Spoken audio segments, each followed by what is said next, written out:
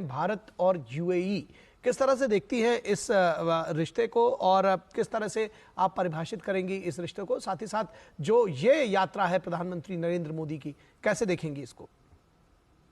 सबसे पहले तो दूरदर्शन के माध्यम से मैं आज समस्त भारतवासियों को और यूएई में रह रहे समस्त भारतवंशियों और हमारे माननीय प्रधानमंत्री को वसंतोत्सव की, वसंत पंचमी की शुभकामना देना चाहती हूँ। आज से भारत में वसंतोत्सव का प्रारंभ हो रहा है और वसंत ऋतु आते ही तन और मन प्रफुल्लित हो जाते हैं। और यही जो ये प्रफुल्ल भाव है, ये देखिए हमें प्रधानमंत्री के चेहरे पर भी दिख रहा है और जो यूएई के राष्ट्रपति हैं उनके चेहरे पर भी हमने कल देखा। और आज एक बड़ा इवेंट यूएई में होने जा रहा है, जो वेस्ट एशिया का सबसे पहला मंदिर जो है उसका उद्घाटन हमारे माननीय प्रधानमंत्री के द्वारा होने जा रहा है। ये एक बहुत शुभ संकेत है। यदि हम भारत और यूएई के द्विपक्षीय संबंधों की ओर नजर डालें तो पुराने मैत्रीपूर्ण संबंध रहे हैं, किंतु पिछले 2 सालों में इन संबंधों को नई रफ्तार मिली है, क्योंकि विगत वर्ष ही 5 बड़ी ऑफिशियल विजिट्स दोनों ही देशों की तरफ से हुई। और इसमें पिछले साल हमारे माननीय प्रधानमंत्री ने अबू धाबी का दौरा किया और उनके इस दौरे में बड़े महत्वपूर्ण एमओयू, जिसमें सुरक्षा से संबंधित कुछ समझौते थे, ट्रेड से संबंधित कुछ समझौते थे, ऊर्जा सुरक्षा से संबंधित कुछ समझौते थे, और ये पेमेंट सिस्टम को लेकर के कुछ समझौते थे, ये सारे हुए। और फिर इसके बाद वहां के राष्ट्राध्यक्ष वाइब्रेंट गुजरात समिट में भाग लेने के लिए भारत आए, मेहमान बन के आए। फिर प्रधानमंत्री के इस एक कहीं ना कहीं निवेदन पर कि वहां एक मंदिर होना चाहिए, तो इस भव्य स्वामीनारायण मंदिर का निर्माण किया गया है यूएई के द्वारा।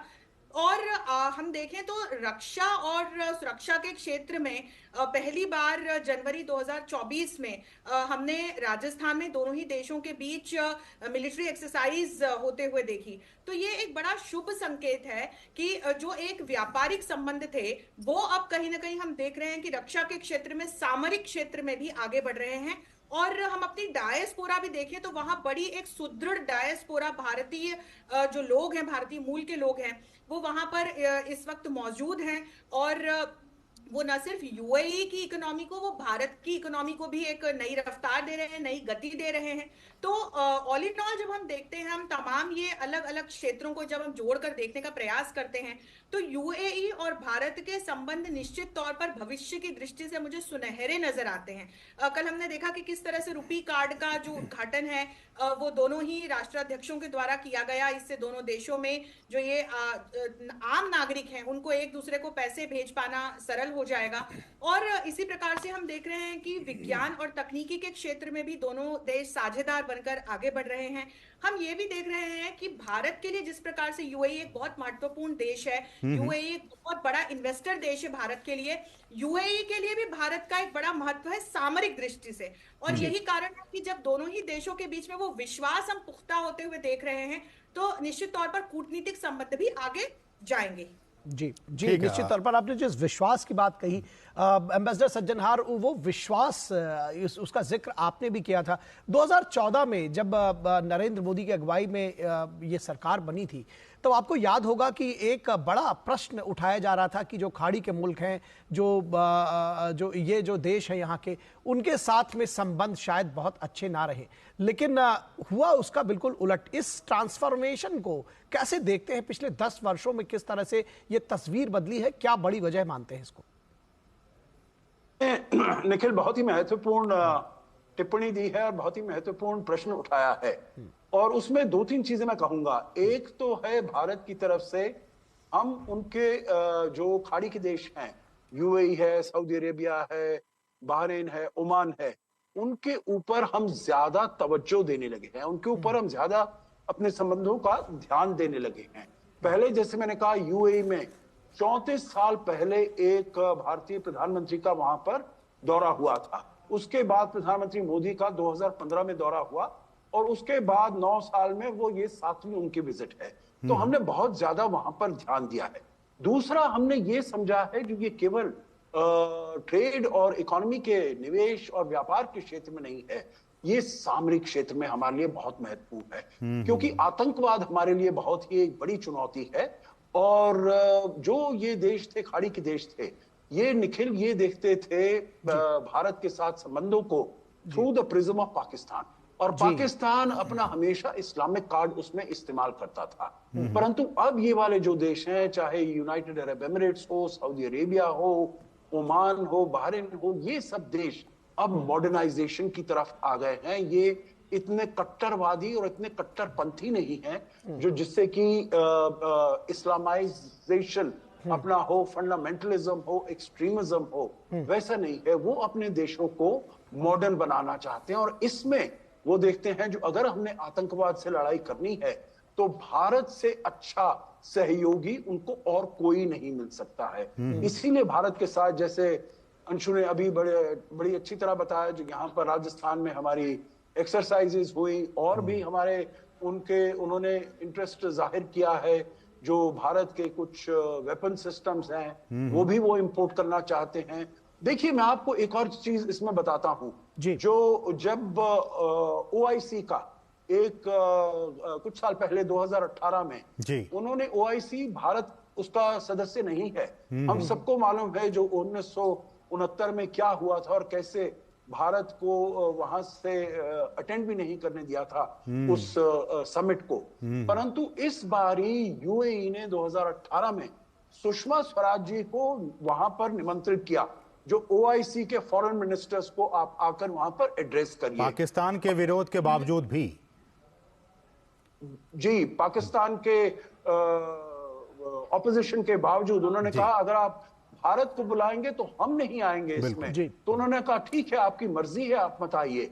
आखिरी बात मैं इसमें देखिए ये कहूंगा निखिल, जो जब G20 की मीटिंग हुई श्रीनगर में, कश्मीर में, तो वहां पर यूएई के जो रिप्रेजेंटेटिव्स थे वो वहां पर उन्होंने पार्टिसिपेट किया, वो वहां पर आए। बहुत ही क्लियर सिग्नल था, बहुत ही क्लियर मैसेज था, जो वो पाकिस्तान का जो नैरेटिव है कश्मीर के बारे में वो उसे एक्सेप्ट नहीं करते हैं। और आखिरी चीज, इसमें $5 बिलियन का इन्वेस्टमेंट वो कर रहे हैं कश्मीर में, जम्मू कश्मीर टेरिटरी में। बिल्कुल। तो डॉक्टर अंशु, जिस बात का जिक्र अशोक सज्जनहार कर रहे हैं कि जो एक ट्रस्ट डेफिसिट की बात लोग करते हैं, कुछ हमारे जो ऐसे पड़ोसी हैं जो कि कहते हैं कि इस तरह की चीज़ें नहीं है, लेकिन भारत उस डेफिसिट को बिल्कुल ही अपने पक्ष में लाया है और एक जो संबंध हैं विश्वास के आधार पर वो लगातार खाड़ी मुल्कों के साथ, न सिर्फ यूएई के साथ बल्कि तमाम जो देश हैं उनके साथ बीते वर्षों में, अगर बीते 10 वर्षों की बात की जाए तो उसको स्टैब्लिश करने का काम भारत ने किया है। लेकिन मेरा थोड़ा सवाल इस पर रहेगा कि आतंकवाद को लेकर हम जानते हैं, और जिस बात का जिक्र अशोक जी ने किया कि जिस तरह से यूएई ने जम्मू कश्मीर में इन्वेस्ट करने का फैसला लिया, इंफ्रास्ट्रक्चर के क्षेत्र में, हॉस्पिटैलिटी के क्षेत्र में, हॉस्पिटल के क्षेत्र में, इन तमाम सेक्टर्स में यूएई ने कहा है कि हम इन्वेस्ट करेंगे जम्मू कश्मीर में। और हम जानते हैं कि जम्मू कश्मीर 2370 से पहले वहाँ पे क्या हाल था और पाकिस्तान का वहाँ पे क्या कुछ रोल था। ऐसे में यूएई का ये कहना कि हम वहाँ पे निवेश करेंगे, भारत आतंकवाद को लेकर हमेशा से ही इस बात को लेकर कहता रहा है कि इसकी परिभाषा एक तो डिक्लेयर कीजिए क्या होनी चाहिए, और आतंकवाद के हर स्वरूप का भारत ने हर मंच पर इसका विरोध किया है। ऐसे में यूएई और भारत का आतंकवाद, टेररिज्म के परिप्रेक्ष्य में जो एक सोच है वो एक कहीं ना कहीं कॉमन सोच है, कैसे देखते हैं इस सोच को? बहुत महत्वपूर्ण टिप्पणी और प्रश्न है आपका, और एम्बेसडर सज्जनहार ने बहुत ही बढ़िया बिंदु हम सभी के सामने रखा कि यूएई वो एक ऐसा खाड़ी मुल्क का देश था जिसने G20 के जब जम्मू और कश्मीर में हमने बैठक की तो वहां न सिर्फ पार्टिसिपेट किया, यूएई ने अपना एक बड़ा इन्वेस्टमेंट जम्मू और कश्मीर में घोषित किया है। यूएई के जो एमआर नाम का ग्रुप है वो वहां इंफ्रास्ट्रक्चर और हॉस्पिटैलिटी में निवेश कर चुका है। और इसमें अब मैं एक और बात जोड़ना चाहती हूँ कि हम इसकी टाइमिंग देखें। ये धारा 370 हटाने के बाद यूएई द्वारा लिया गया निर्णय है, तो ये कूटनीतिक दृष्टि से अगर हम देखते हैं तो हमें समझ में आता है कि आज यूएई पाकिस्तान के नजरिए से भारत को नहीं देख रहा है। ये दोनों ही देशों के जो अपने द्विपक्षीय संबंध हैं वो अपने एक साझा ट्रस्ट पर खड़े हुए हैं और आगे बढ़ रहे हैं। अब आतंकवाद के मुद्दे पर आती हूँ। जो ये अंतरराष्ट्रीय आतंकवाद का मुद्दा है, जब भारत इस आतंकवाद की और पूरे विश्व का ध्यान अपनी तरफ खींचने का प्रयास करता था, जो कुछ भी हमने जम्मू और कश्मीर में जो दंश झेला है स्वतंत्रता के बाद, हमने पूरे भारतवर्ष में जो अलग अलग टेररिस्ट अटैक्स झेले हैं, तब शायद दुनिया को ये समझ में नहीं आ रहा था। लेकिन जब 9/11 हुआ और अमेरिका ने जब आतंकवाद का दंश झेला और जब अमेरिका को समझ में आया कि किस प्रकार से ये कट्टरपंथी आतंकवाद पूरे विश्व में अपने पंजे फैलाकर किस तरह से न सिर्फ वैश्विक सुरक्षा और शांति के लिए गंभीर संकट उत्पन्न कर रहा है, इसकी वजह से जो ह्यूमन सिक्योरिटी है उस पर एक बहुत बड़ा खतरा है। और इसके बाद अमेरिका की अगुवाई में कहीं ना कहीं ये एक वैश्विक युद्ध छेड़ा गया आतंकवाद के खिलाफ। भारत इसमें एक प्रणेता बन के उभरा और पिछले कुछ समय में हमने देखा है कि यूएई जैसे जो देश हैं वो भी भारत का बराबर इस एक मुद्दे पर साथ दे रहे हैं। और यहाँ बहुपक्षीय कोण से हमें देखने की आवश्यकता है, चाहे एससीओ का मंच हो, चाहे ब्रिक्स का मंच हो, चाहे G20 का मंच हो, चाहे I2U2 का मंच हो, यूएई बराबर इस एक मुद्दे पर भारत के साथ हमें खड़ा हुआ नजर आता है। जी जी जी जी जी निश्चित तौर पर एम्बेसडर सज्जनहार, एक विषय और भी है जो विश्व सरकार शिखर सम्मेलन, जिसमें प्रधानमंत्री का संबोधन भी रहेगा, कितना महत्वपूर्ण है ये हमारे दर्शकों के साथ थोड़ा साझा करिए। ये सम्मेलन का महत्व क्या है, भारत की उसमें किस तरह से भूमिका है, क्या कुछ है, इस बारे में थोड़ा जानकारी साझा करिए। जी, बहुत ही महत्वपूर्ण ये शिखर सम्मेलन है और इसमें उनको न्योता दिया गया है। जो कतर के वाइस प्रेसिडेंट हैं, डिप्टी अमीर हैं, वो वहां पर आ रहे हैं, उनकी तरफ से उनको न्योता दिया गया है और आखिरी जो सेशन है उसमें वो कीनोट एड्रेस करेंगे। क्योंकि देखिए, भारत ने जो उपलब्धियां प्राप्त की हैं पिछले 10 साल में गवर्नेंस के क्षेत्र में, हमने अपना डिजिटल पब्लिक इंफ्रास्ट्रक्चर, फिनटेक के क्षेत्र में कैसे हमने चाहे दूर दराज जगह में जाकर हमने चाहे वो उज्ज्वला योजना से गैस सिलेंडर दिए हो, पानी दिए हो, घर आवास प्रधानमंत्री योजना की हो, बिजली वहां पर लाए हो, तो जो गवर्नेंस के इश्यूज हैं उसमें भारत ने बहुत ही उपलब्धियां हासिल की हैं। और अब मेरे ख्याल से ये समय आ गया है जो पूरी दुनिया को इसके बारे में और बताया जाए। G20 में भी हमने इसके बारे में इसके ऊपर काफी फोकस किया, परंतु ये वाला जो शिखर सम्मेलन है ये स्पेसिफिकली गवर्नमेंट इंस्टीट्यूशंस और उनके काम पर ये फोकस्ड है। और उसमें मैं समझता हूं जो भारत बहुत ही महत्वपूर्ण उसने उपलब्धियां की हैं और बहुत सक्सेसेस, अचीवमेंट्स हैं हमारी, जो कि हम साझा कर सकते हैं और पूरी दुनिया में इसका फायदा वो उठा सकते हैं। हमने तो पहले कहा था, जैसे जब कोविड-19 हुआ था, हमने करीब 100 देशों में 300 मिलियन वैक्सीन डोजेस दी थी और ज्यादातर वो हमने फ्री ग्रेटिस उनको दी थी। तो इसीलिए भारत का ये एक नजरिया है और ये एक तरीका है जो जब भारत ग्रो करता है, जब भारत की प्रगति होती है, तो वो केवल भारत के लोग, भारतवासियों के लिए फायदा नहीं होता, केवल भारतीयों को इसका इस उपलब्धियों का फायदा नहीं होता, परंतु जो हमारे पड़ोसी देश है, क्षेत्र हैं, उनको भी इसका फायदा होता है। आपको याद होगा जो हमने जब इसका 2021 में 16 जनवरी 2021 में हमने शुरुआत की थी अपने यहाँ वैक्सीनेशन की, और 4 दिन बाद 20 जनवरी 2021 में हमने चाहे बांग्लादेश हो, मालदीव्स हो, नेपाल हो, भूटान हो, सबको बड़ी मिलियंस में हमने वैक्सीन डोजेस दी थी। तो इसीलिए जो हमारा वैक्सीन मैत्री इनिशिएटिव और बहुत सारे ऐसे इनिशिएटिव्स हैं, वो भारत की कद को पूरी दुनिया में बहुत ऊंचा करते हैं और इसके बारे में पूरी दुनिया को बताना और जो दुनिया फायदा इसका ले सके, और मेरे विचार से वो बहुत ही अच्छा। जी डॉक्टर अंशु, जिस बात का जिक्र अशोक जी कर रहे हैं कि जो भारत का जो, चाहे वो डिजिटल पब्लिक इंफ्रास्ट्रक्चर की बात हो, हमने देखा, चाहे वो फिनटेक की बात हो, यूपीआई हमने देखा, कल यूएई में भी इसकी शुरुआत हुई है, कोविन की बात कर ली जाए, इस प्लेटफॉर्म की बात कर ली जाए, तमाम देशों ने कोविड के दौरान इसमें इंटरेस्ट शो किया था। तो ये कुछ जो ऐसी गवर्नेंस की चीजें हैं कि भारत चाह रहा है कि इसका फायदा न सिर्फ भारत को मिले बल्कि बाकी दुनिया को भी इसका फायदा मिले। तो ये जो एक सोच है वसुधैव कुटुंबकम के जरिए कि ऐसी चीजें न सिर्फ भारत बल्कि भारत के जरिए बाकी देशों को भी मिले, इस सोच के लिहाज से ये जो समिट होने वाला है, इसको कि पीएम एड्रेस करने वाले हैं, कैसे देखते हैं इसको? आपने एक बहुत ही महत्वपूर्ण बात की चर्चा की कि भारत किसी भी क्षेत्र में जब काम कर रहा है तो वो ये नहीं सोचता कि इसका लाभ सिर्फ मुझे मिले। भारत बाकी के देशों को साथ में लेकर के आगे बढ़ने का प्रयास कर रहा है। और बहुत अच्छी बात है कि आज के समय भारत को अपनी तरह जो दूसरे देश हैं जो आगे बढ़ना चाहते हैं और सकारात्मक बदलाव वैश्विक गवर्नेंस की दृष्टि से हम यदि देखें तो चाहते हैं, तो भारत के साथ खड़े हैं। और इसी एक पूरे जब हम चर्चा में विज्ञान और तकनीकी के कहीं ना कहीं प्रयोग को उसके उपयोग को देखते हैं, तो तकनीक का एक बहुत बड़ा हाथ एक भविष्य परक दृष्टि से अलग अलग क्षेत्रों में बदलाव लाने में रहा है। और भारत इसका भी प्रणेता बन के उभरा है। नवाचार को भारत ने अपने हर एक क्षेत्र में हर एक नीति में स्थान दिया है और इसी नवाचार की प्रवृत्ति के साथ भारत दूसरे देशों के साथ आगे बढ़ रहा है। यूएई के साथ भी भारत ने कई ऐसे समझौते पिछले साल किए, इस साल किए, जिसमें ग्रीन एनर्जी को लेकर के, क्लीन एनर्जी को लेकर के, करेंसी सेटलमेंट को लेकर के, पेमेंट और मैसेजिंग सिस्टम्स को लेकर के भारत ने कुछ बड़े काम करने शुरू किए।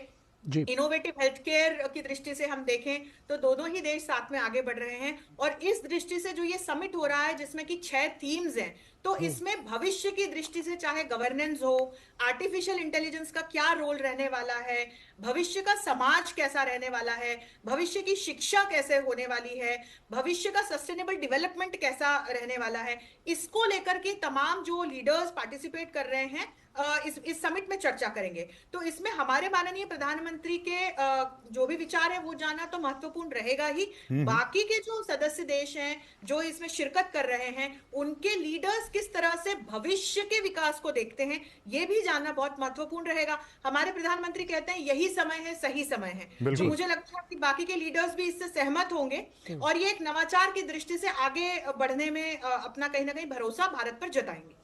निश्चित तौर पर आपने सही कहा कि यही समय है, सही समय है। एम्बेसडर सज्जनहार, एक विशेष चीज़ की चर्चा जो कल से लगातार हो रही है, वो जो यूपीआई की बात जब चल रही है दोनों देशों के बीच में, उसको जोड़ने की, जब भारत में यूपीआई की शुरुआत की गई थी तो बड़े संदेह की दृष्टि से उसको देखा जाता था और ये भी एक बड़ा प्रश्न उठाया जा रहा था कि किस तरह से उसको विदेशों में आगे लेकर जाने की कोशिश की जाएगी। अब यूएई में जो इसका एक तरह से कहीं ना कहीं मॉडल बनता हुआ नजर आ रहा है, जिस तरह से रुपे कार्ड, डेबिट कार्ड्स को आपस में जोड़ने के लिए और जयवान जो आपस में जोड़ने की कवायद शुरू की गई है, अब घर बैठे बैठे वहां से जो पैसे भेजे जा सकते हैं, वो कितना महत्वपूर्ण आपको लग रहा है? देखिए, मैं समझता हूँ बहुत महत्वपूर्ण है। जैसे हम पहले बात कर रहे थे, जो करीब 35 लाख लोग हैं भारतीय मूल के यूनाइटेड अरब एमिरेट्स में, पूरे अगर खाड़ी देशों में देखा जाए तो करीब 8-8.5 मिलियन, मतलब 80-85 लाख लोग हैं और वो बहुत अपने देश से जुड़ा रहना चाहते हैं। जो कि रेमिटेंसेस की हमने पहले बात की थी, जो यहाँ पर करीब 18-20% हमारी जो रेमिटेंसेस आती हैं पूरे दुनिया से, वो 18-20% यूएई से आती हैं। तो मतलब ये बहुत ही महत्वपूर्ण है। और अगर हम किसी और वेस्टर्न यूनियन या किसी और बैंक जी अशोक जी, एक बेहद महत्वपूर्ण खबर आ रही है महत्वपूर्ण, हाँ बिल्कुल, कृषि जो किसान आंदोलन है उससे जुड़ी खबर आ रही है और लगातार जो मंत्री हैं वो किसानों के साथ बातचीत करने के लिए लगातार बढ़ रहे हैं। और इस सब के बीच में केंद्रीय कृषि मंत्री अर्जुन मुंडा ने किसानों से यह आग्रह किया है कि बातचीत के जरिए ही तमाम समस्याओं को सुलझाया जा सकता है। आप आगे आइए, बातचीत कीजिए, बातचीत के मेज पर आइए, हम आपसे बातचीत करने के लिए तैयार हैं और आपकी जो भी समस्याएं, जो भी प्रॉब्लम्स हैं, जो भी पॉइंट्स हैं, वो हमारे सामने आप रखिए और हम उसका समाधान करेंगे। क्या कुछ कहा है मंत्री ने, आइए आपको सुनाते हैं। लेकिन इसके साथ साथ ये भी असीम ज़रूर अपने दर्शकों को ये बता दें कि लगातार जो बात कही जा रही है वो ये कहा जा रहा है कि वार्ता की मेज पर आइए, क्योंकि बातचीत से ही कुछ हल निकलेगा। उसका जो तरीका है वो बातचीत का, उन्होंने कहा कि चाहे आप उसके लिए लघु समितियां बना ले, समूह बना ले, 2 लोग, 4 लोग, 6 लोग। उसके पहले भी आपको याद होगा कि चंडीगढ़ में जब बातचीत करने के लिए 4 केंद्रीय मंत्री वहां गए थे तो उस दौरान भी ये बार बार बात करने की कोशिश की जा रही थी। इसमें कई सारे सवाल दरअसल एक के बाद एक उठाए जा रहे हैं कि क्या बातचीत करना भी चाह रहे हैं, क्योंकि अगर वो मंशा है उस पर सवाल उठाए जा रहे थे। लेकिन फिलहाल बार बार सरकार की तरफ से ये कहा जा रहा है कि बातचीत की टेबल पर आइए, वार्ता कीजिए और समस्याओं का, जो भी आपकी अगर कोई समस्या है तो उसका समाधान वार्ता के जरिए ही निकलेगा। मैं निवेदन करूंगा सारे किसान संगठनों से, जो भी इस समय इस तरह की बातों को लेकर जिससे कि समस्या का समाधान के रास्ते मजबूत हो सकता है, उसके अनुसार पहल करें, बातचीत के माध्यम से समाधान ढूंढे और उसमें सरकार पूरी तरीके से तत्पर है, प्रतिबद्ध है और इस बात का ध्यान रखे कि आम आदमी को कठिनाई ना हो। तो आम आदमी को कठिनाई ना हो, इस बात की भी चिंता सरकार को है और केंद्रीय कृषि मंत्री ने कहा कि सरकार प्रशासनिक तरह से पूरी तौर पर सक्रिय है। उन्होंने कहा कि किसान अपनी बात रखे, सरकार समाधान ढूंढेगी। जो भी अपनी बातों को रचनात्मक सकारात्मक सोच के साथ रखना चाहता है रखे और हम समाधान ढूंढें। तो हमने सबसे बातचीत की, कई लोगों ने इन सारे विषयों पर अपनी सहमति दी कि हाँ, यह सरकार ठीक कर रही है, सरकार क्विक एक्शन ले रही है, सरकार एडमिनिस्ट्रेटिव तरीके से एक्टिव है। पर इस बात से तो वो भी इस बात को मानते हैं कि किसान संगठनों के जो प्रतिनिधि होने चाहिए, पिछले जो कमेटी बनी थी उसमें उन्होंने नाम नहीं दिया। अब उस समय ये बातें सामने आई कि 3 की संख्या कम थी तो हम 6 कर सकते थे, हम बात कर सकते थे और कुछ, क्योंकि संगठनों के प्रतिनिधि ही होंगे, पूरा संगठन के दृष्टि से तो नहीं होगी। तो आम जनजीवन को बाधित ना करें, ये कृषि मंत्री ने साफ तौर पर कहा। अर्जुन मुंडा ने कहा कि जो कानून बनाने की बात है उसमें सभी ऐसे विषयों पर ध्यान रखना जरूरी होता है जिससे कठिनाई ना हो। हमने कहा है कि जो एडमिनिस्ट्रेटिव नेचर के काम हैं उसको हम त्वरित गति से निष्पादित करते हुए लोगों को हम ये भरोसा देना चाहते हैं कि उसमें कहीं सरकार पीछे नहीं है, त्वरित निष्पादन करेंगे और कर रहे हैं। लेकिन जो कानून बनाने की बात होगी उसमें सभी ऐसे विषयों पर ध्यान रखना जरूरी होता है जिससे कि कठिनाई ना हो और जो भी कुछ हम करना चाहते हैं वो अच्छे ढंग से हो, अच्छे के लिए हो। तो इस बात पर हमें और चर्चा इसलिए करने की आवश्यकता जरूरी है क्योंकि इसके पहले भी इस तरह की जब बातें आई तो उसमें किसान संगठनों के प्रतिनिधि के माध्यम से चर्चा करने की बात की गई, लेकिन उसमें किसान संगठनों के प्रतिनिधियों ने योगदान नहीं किया। तो किसान आंदोलन के चलते दिल्ली के जो तमाम बॉर्डर्स हैं उन पर सुरक्षा बढ़ा दी गई है। टीकरी बॉर्डर पर आंदोलन का असर मजदूरों और रोजगार पर भी पड़ रहा है। इसको लेकर कन्फेडरेशन ऑफ बहादुरगढ़ इंडस्ट्रीज ने मेट्रो के पिलर्स पर पोस्टर लगाकर किसान संगठनों से एक मार्मिक अपील की है। वहीं स्थानीय लोगों ने कहा है कि पिछली बार भी आंदोलन से उन्हें काफी नुकसान हुआ था, एक बार फिर से नुकसान होने का डर उन्हें सता रहा है। सामान आने जाने में काफ़ी दिक्कतें हो रही हैं जिस वजह से फैक्ट्री में लेबर खाली बैठानी पड़ रही है हम लोगों को। उसके बाद आने जाने में भी डेली वेजेस में बहुत दिक्कत हो रही है, निकलने बैठने में, गलियों में बहुत सारा आप देखोगे तो रश हो रहा है। शाम को घर पहुंचने में जो हमको नॉर्मली आधा घंटा लगता था, ट्रैफिक होने की वजह से 1.5-2 घंटे लगाने पड़ रहे हैं। बहुत तकलीफ है सर, आने में भी जाने में भी। पैदल नहीं निकल सकते, गाड़ी तो बहुत मुश्किल सी बात है, पैदल निकलना मुश्किल है। देखो सारी दुकानें बंद है, जहाँ 8 बजे रात को निकलते थे वहाँ 5 बजे 6 बजे निकलना पड़ता है। काम पे बहुत फर्क पड़ रहा है, बहुत ज़्यादा फर्क पड़ रहा है। माल आएगा नहीं तो फिर काम कैसे होगा? तो हम लोग घर जाने के लिए सोच रहे हैं। काम बिल्कुल नहीं है, इसीलिए तो हम लोग रोड पे घूम रहे हैं। काम ही नहीं है बिल्कुल। रोहतक जाना है, कोई साधन नहीं मिल रहा है सर। अब बहुत सी परेशानी है, पैर में दर्द भी हो रहा है। देख लीजिए, हमने सारी दुकानें बंद कर रखी हैं। इधर से ये नाका लग गया, इधर से सब बंद हो गया मामला। पिछले साल भी जैसे पूरा साल खराब हो गया था हमारा, कोई आता नहीं है और जो भी आता है सब बस इधर उधर की बात, राजनीतिक मुद्दे उछाल के एक तरफ हो जाते हैं और जो हमारे जैसे हैं दुकानदार वो सब जीरो के जीरो कर्ज पे कर्ज हो रहे हैं सबके लोगों पे। रनिंग जब होता तभी तो काम होगा। इधर भी बंद है, उधर भी बंद है, ग्राहक आ नहीं रहे हैं, बस वैसे खोल के बैठे हैं, टाइम पास कर रहे हैं। सर मेरा यहाँ होटल है जन्नत के नाम से। पिछली साल जब ये किसान आए मेरे को 25 लाख रुपए का नुकसान हुआ था। और अब भी मेरे को ये टेंशन हो रही है कि वो पिछली तो कवरेज हुई नहीं, आगे फिर शुरू हो गया। इस करके मैं रिक्वेस्ट ये करता हूँ कि इसको कम से कम रोका जाए। तो निश्चित तौर पर आपने देखा कि एक जो व्यापारी है वो कह रहे हैं कि पिछली बार होटल इंडस्ट्री है उनकी, होटल चलाते हैं, कह रहे हैं पिछली बार 25 लाख रुपए का नुकसान हुआ था और इस बार फिर उनकी दिल की धड़कनें बढ़ गई हैं। क्या जो व्यथा है वो आप उसको भली भांति समझ सकते हैं। हमारे सहयोगी लगातार वहां पे बने हुए हैं, लेकिन मैं एक बात ये कहना चाहता हूँ कि किसान आंदोलन और किसानों के बच्चे भी यहाँ पे हैं जो कि दुकान खोले होंगे। हाँ, जरूर होंगे उनके बिल्कुल। तो निश्चित तौर पर टिकरी बॉर्डर पर लोगों को हो रही परेशानियों का जायजा लिया हमारे संवाददाता निशांत रॉय ने। आइए देखते हैं क्या कुछ खास रहा इसमें।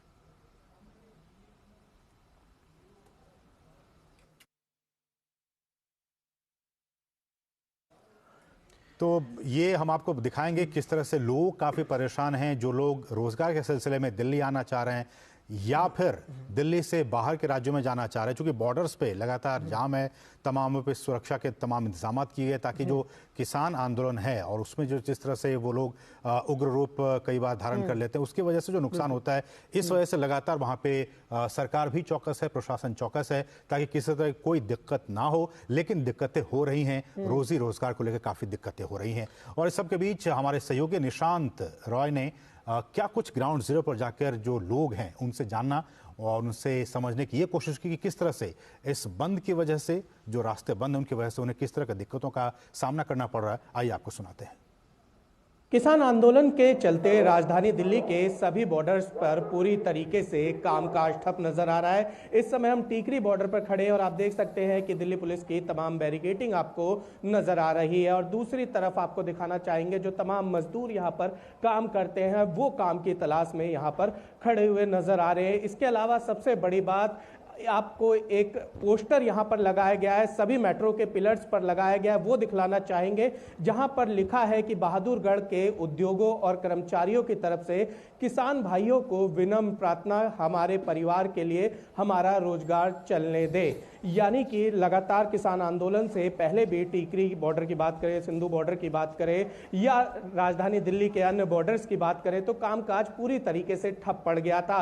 ऐसे में एक बार फिर जब से किसान आंदोलन हो रहा है, तमाम लोग अपने रोजगार को लेकर चिंता में और इस तरीके के पोस्टर टीकरी बॉर्डर पर देखने को मिल रहे हैं।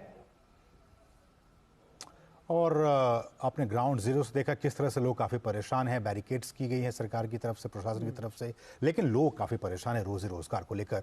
और इस सब के बीच किसान आंदोलन के चलते दिल्ली के सभी बॉर्डर्स जो हैं उन पर लोगों की आवाजाही में उन्हें काफ़ी दिक्कतों का सामना करना पड़ रहा है। गाजीपुर बॉर्डर भी एक बहुत ही महत्वपूर्ण बॉर्डर है दिल्ली में प्रवेश करने के लिए, वहां भी दिल्ली आने वाले लोगों को जाम का सामना करना पड़ा है। बहुत परेशानी हो रही है आने जाने में। जिस रास्ते पे चलने में 5-7 मिनट का टाइम लगता है, उस रास्ते में आधा घंटा पौना घंटा साधारण है। तो समस्या तो जनता को ही है। रात को गुड़गांव से आ रहा था, वहाँ तो बहुत ही मुश्किल था।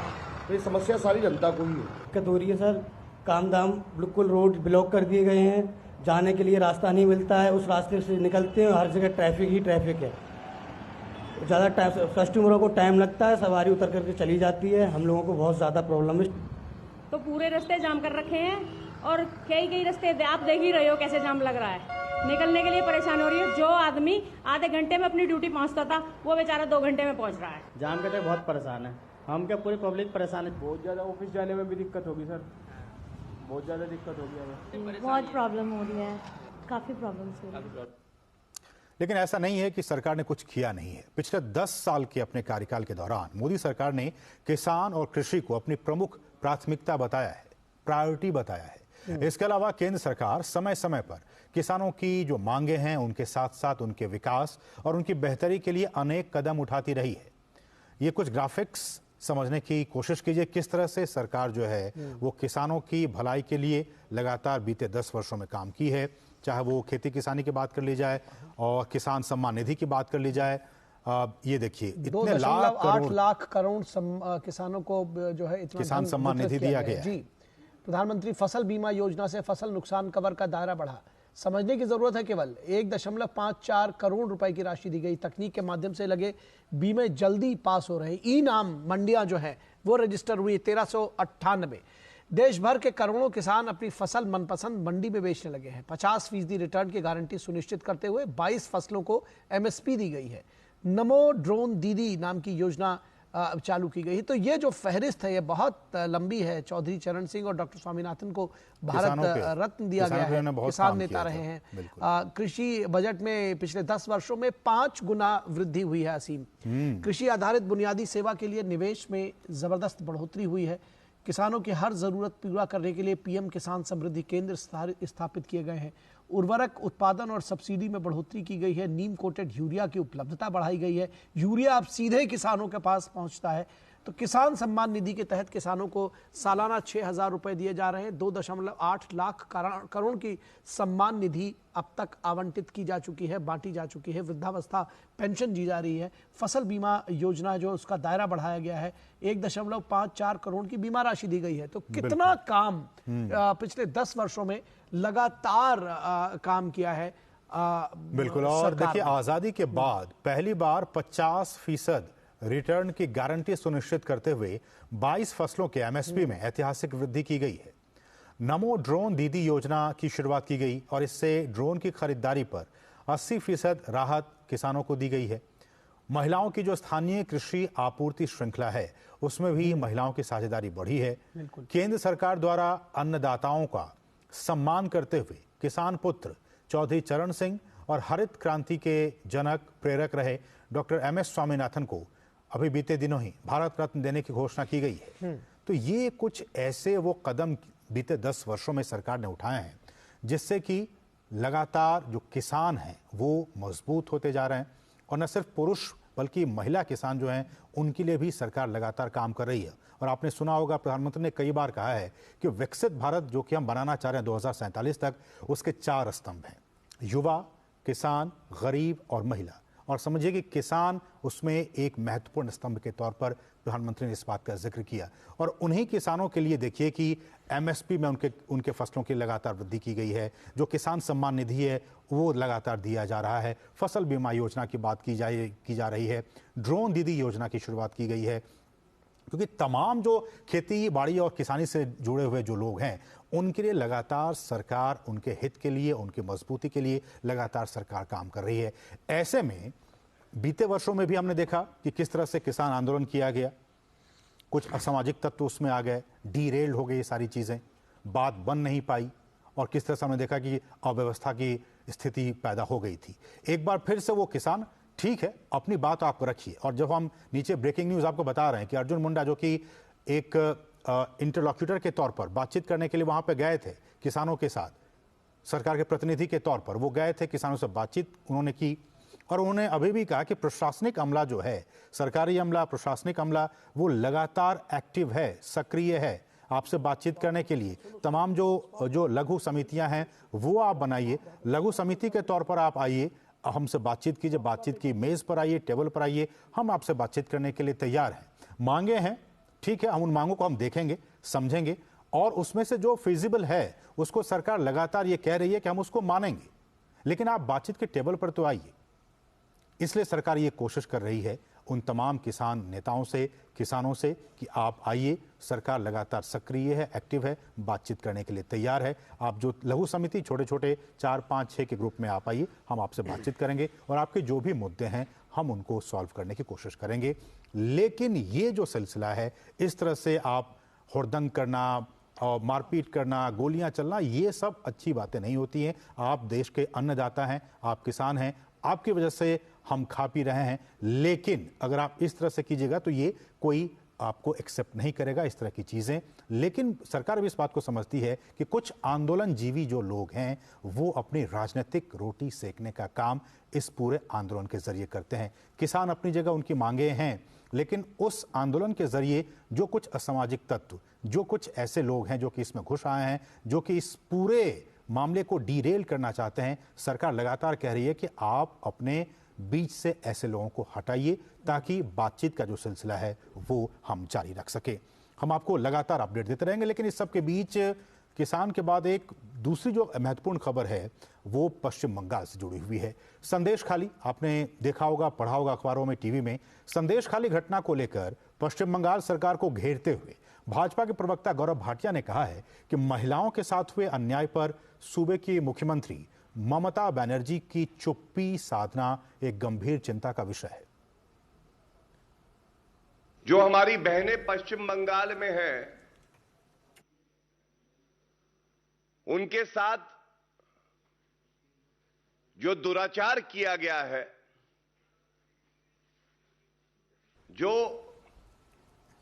जनजातीय समुदाय से आती हैं और टीएमसी के गुंडे दिन दहाड़े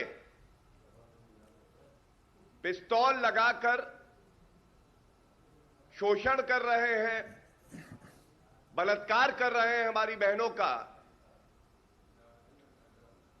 और सूबे की मुख्यमंत्री ममता बनर्जी मूक दर्शक बनी हुई हैं, उनके लबों पर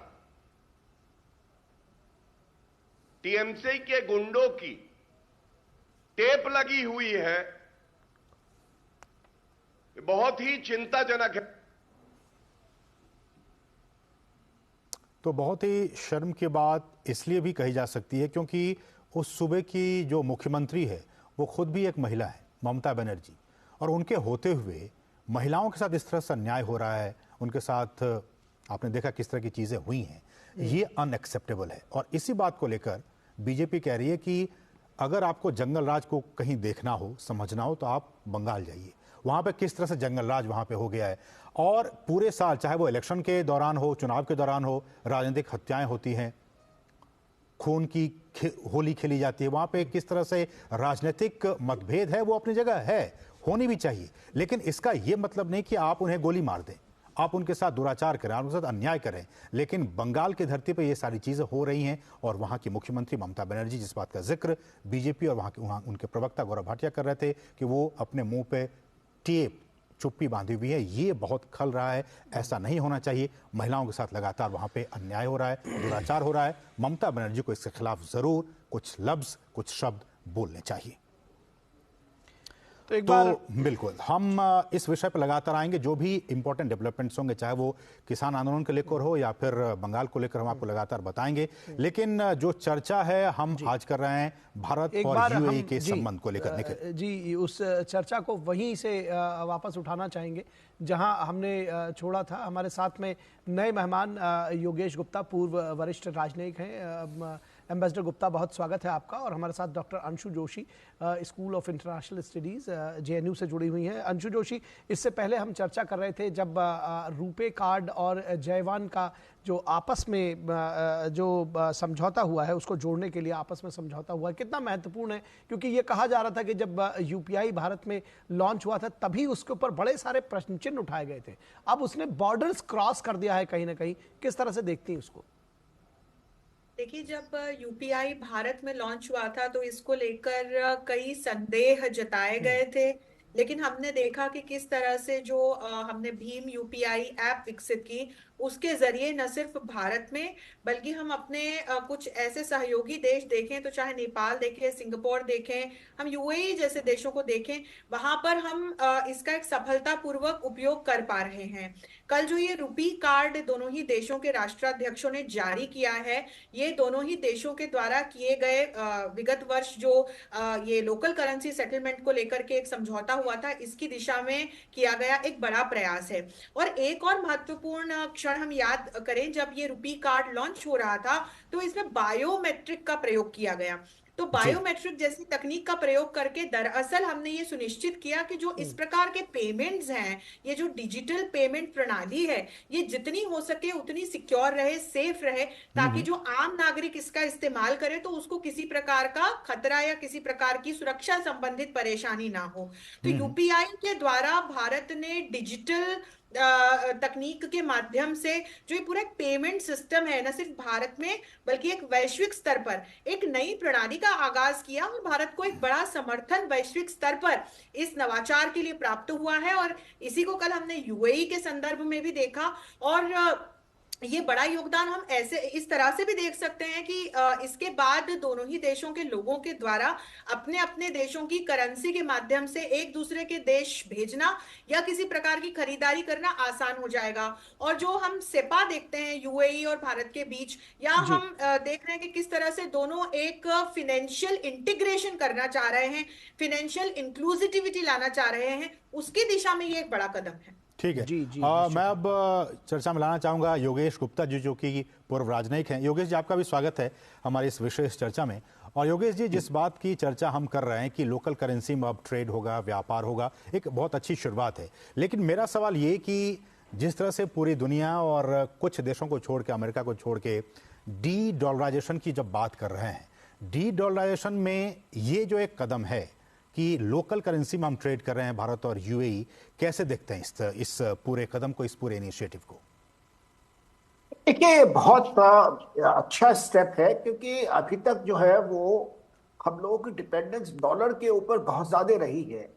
तो अगर ये डॉलर के ऊपर डिपेंडेंस कम हो जाए, क्योंकि देखिए डॉलर की कमी तो काफी देशों को है, और हम चाहते हैं कि हमारे भारत की करेंसी जो है वो काफी मजबूत सिद्ध हो रही है, काफी स्टेबल सिद्ध हो रही है, और भारत जो है वो फाइनेंशियल डिसिप्लिन में बिलीव करता है। तो एक लॉन्ग टर्म में भी हमें उम्मीद है कि हमारी करेंसी स्टेबल और रिलेटिवली स्ट्रांग रहेगी। तो देखिए, अगर ये दोनों मुल्क अपनी अपनी करेंसी के थ्रू व्यापार करते हैं तो उससे दोनों को ही फायदा है। We don't have to depend dollar के ऊपर, हमारी निर्भरता जो है कम हो जाएगी। और उसके अलावा ये जो आप कार्ड की बात कर रहे थे, देखिए इसकी भी एक बहुत इकोनॉमिक इम्पोर्टेंस है, क्योंकि ये मुल्क जो है यहाँ पर हमारी बहुत बड़ी तादाद में हमारी कम्युनिटी है, 3.5 मिलियन के करीब हमारे लोग हैं यूएई में। तो वो काफी रेमिटेंसेस वगैरह भेजते हैं, काफी टूरिस्ट इंडिया से जो है यूएई में जाते हैं। तो इन लोगों के जाने से जो है, अगर ये दोनों कार्ड्स जो है इनके थ्रू लिंकेजेस हो जाएंगे, लोकल करेंसी में सेटलमेंट होगा, तो दोनों मुल्कों को इससे बहुत ज्यादा फायदा होगा। और जो हम कोशिश कर रहे हैं कि भी इकोनॉमिक इंटीग्रेशन, इकोनॉमिक लिंकेजेस बढ़े हम लोगों के बीच में, उसमें जो है इसलिए मदद मिली।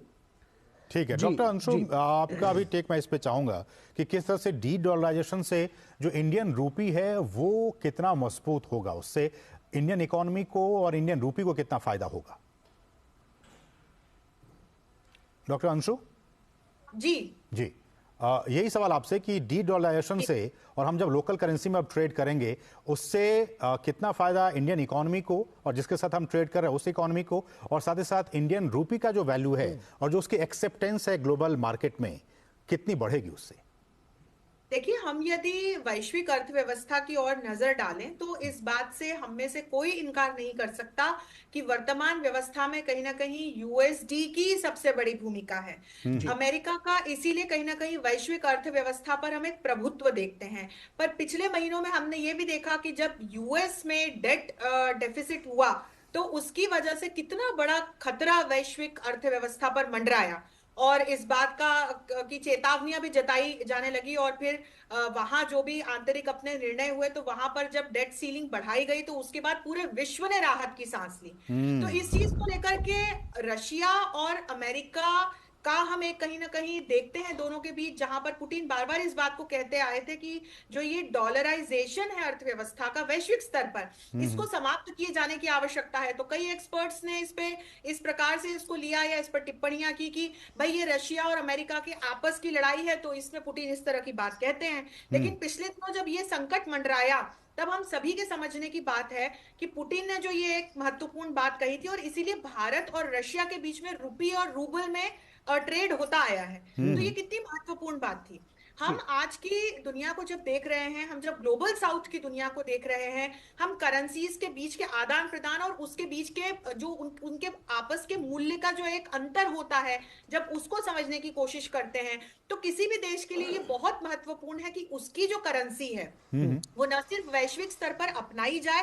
यदि उस करेंसी का मूल्य बढ़ता है तो निश्चित तौर पर उस देश को, उसकी अर्थव्यवस्था को, उसके जीडीपी को, उसके रेवेन्यू जनरेशन को बहुत बड़ा फायदा होता है। और यही कारण है कि भारत जैसे देश भी इस बात को लेकर के अब काम कर रहे हैं कि दूसरे देशों के साथ द्विपक्षीय स्तर पर और बहुपक्षीय स्तर पर भी अपनी अपनी लोकल करेंसीज में व्यापार को बढ़ावा दिया जा सके। और इसी को ध्यान में रखते हुए भारत और यूएई ने भी एक शुरुआत की है जो कि बहुत अच्छी शुरुआत है। इसके पहले एम्बेसडर भी बता रहे थे कि किस प्रकार से एक दूसरे के देशों को जो पैसे भेजे जाते हैं उसमें किस प्रकार से बढ़ोतरी होगी, और अपनी अपनी करेंसी का मजबूत होना यानी वैश्विक अर्थव्यवस्था पर उस देश का मजबूत होना है। तो हम सीधे सीधे इस तरह से लें, और इसीलिए विशेषकर जो इमर्जिंग इकोनॉमीज है, भारत जैसे देश है, ग्लोबल साउथ के देश हैं, उनके लिए डी डॉलराइजेशन बहुत महत्वपूर्ण है। बिल्कुल बिल्कुल। उनकी जो लोकल करेंसीज में ट्रेड होने की बात की जा रही है, उससे न सिर्फ भारत को बल्कि जिस देश के साथ आप कर रहे हैं उसकी इकोनॉमी को भी काफी फायदा होता है। और जिस बात का जिक्र डॉक्टर अंशु आप कर रही हैं कि ये नहीं है कि रूस और अमेरिका के बीच जब जंग की स्थिति और इस तरह की स्थिति है, शीत युद्ध वाली स्थिति है, ऐसे में रूस का ये बयान न सिर्फ उसके लिए बल्कि बाकी देशों के लिए भी ये बहुत ही महत्वपूर्ण है कि आप अपने लोकल करेंसीज में ट्रेड करते हैं तो उससे डॉलर पर जो डिपेंडेंसी है वो कहीं ना कहीं आपकी खत्म होगी। योगेश गुप्ता जी, आपके पास आना चाहूंगा। और जिस बात का जिक्र डॉक्टर अंशु आपसे कुछ देर पहले कर रही थी कि सऊदी अरब की तरह ही यूएई भी अपनी इकोनॉमी को और भी उसका विस्तार करना चाह रहा है, और जिस तरह से सऊदी अरब ने कहा कि हमारे जो अर्थव्यवस्था है वो सिर्फ और सिर्फ ऑयल के इर्द गिर्द है, तेल के आसपास ही है। हम चाहते हैं कि चूंकि तेल है आज न कल तो खत्म होना ही है, ऐसे में अभी से ही हम सोचते हुए समझते हुए प्लानिंग के तहत अपने आप को दूसरे क्षेत्रों में भी बढ़ाएं। ऐसे में यूएई भी ये सोच रहा है, तो उस सोच के लिहाज से भारत उसके लिए एक इन्वेस्टमेंट डेस्टिनेशन के तौर पर किस तरह से एक महत्वपूर्ण रोल प्ले कर सकता है?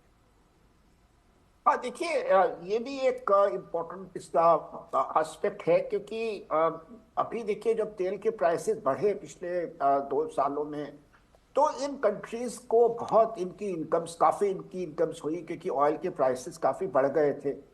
तो इन कंट्रीज ने जो है काफी पैसा जो है काफी फॉरेन एक्सचेंज इन्होंने एक्युमुलेट की है। तो अब इनको ये देख रहे हैं कि भाई ये पैसा अब कैसे इन्वेस्ट करें।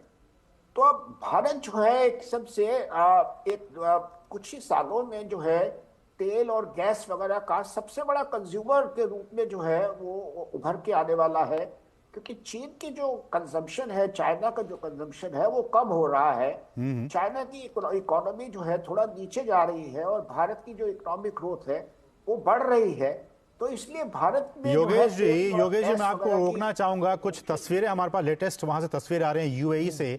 हम आपको तस्वीरें दिखा रहे हैं अपने दर्शकों को कि प्रधानमंत्री नरेंद्र मोदी की जो यूएई के जो उपराष्ट्रपति हैं मंसूर बिन जायद अल नहयान, उनके साथ ये मुलाकात की बहुत ही महत्वपूर्ण तस्वीरें गर्मजोशी के साथ दोनों ही नेताओं की इस वक्त मुलाकात और बातचीत हो रही है। इन तस्वीरों में आप देख सकते हैं प्रधानमंत्री नरेंद्र मोदी और यूएई के उपराष्ट्रपति मंसूर बिन जायद अल नहयान वो मौजूद है। भारतीय पक्ष और यूएई का पक्ष यहाँ मौजूद है। साथ में आप देख सकते हैं मंसूर बिन जायद अल नहयान जो यूएई के उपराष्ट्रपति हैं, उनके साथ में ये मुलाकात।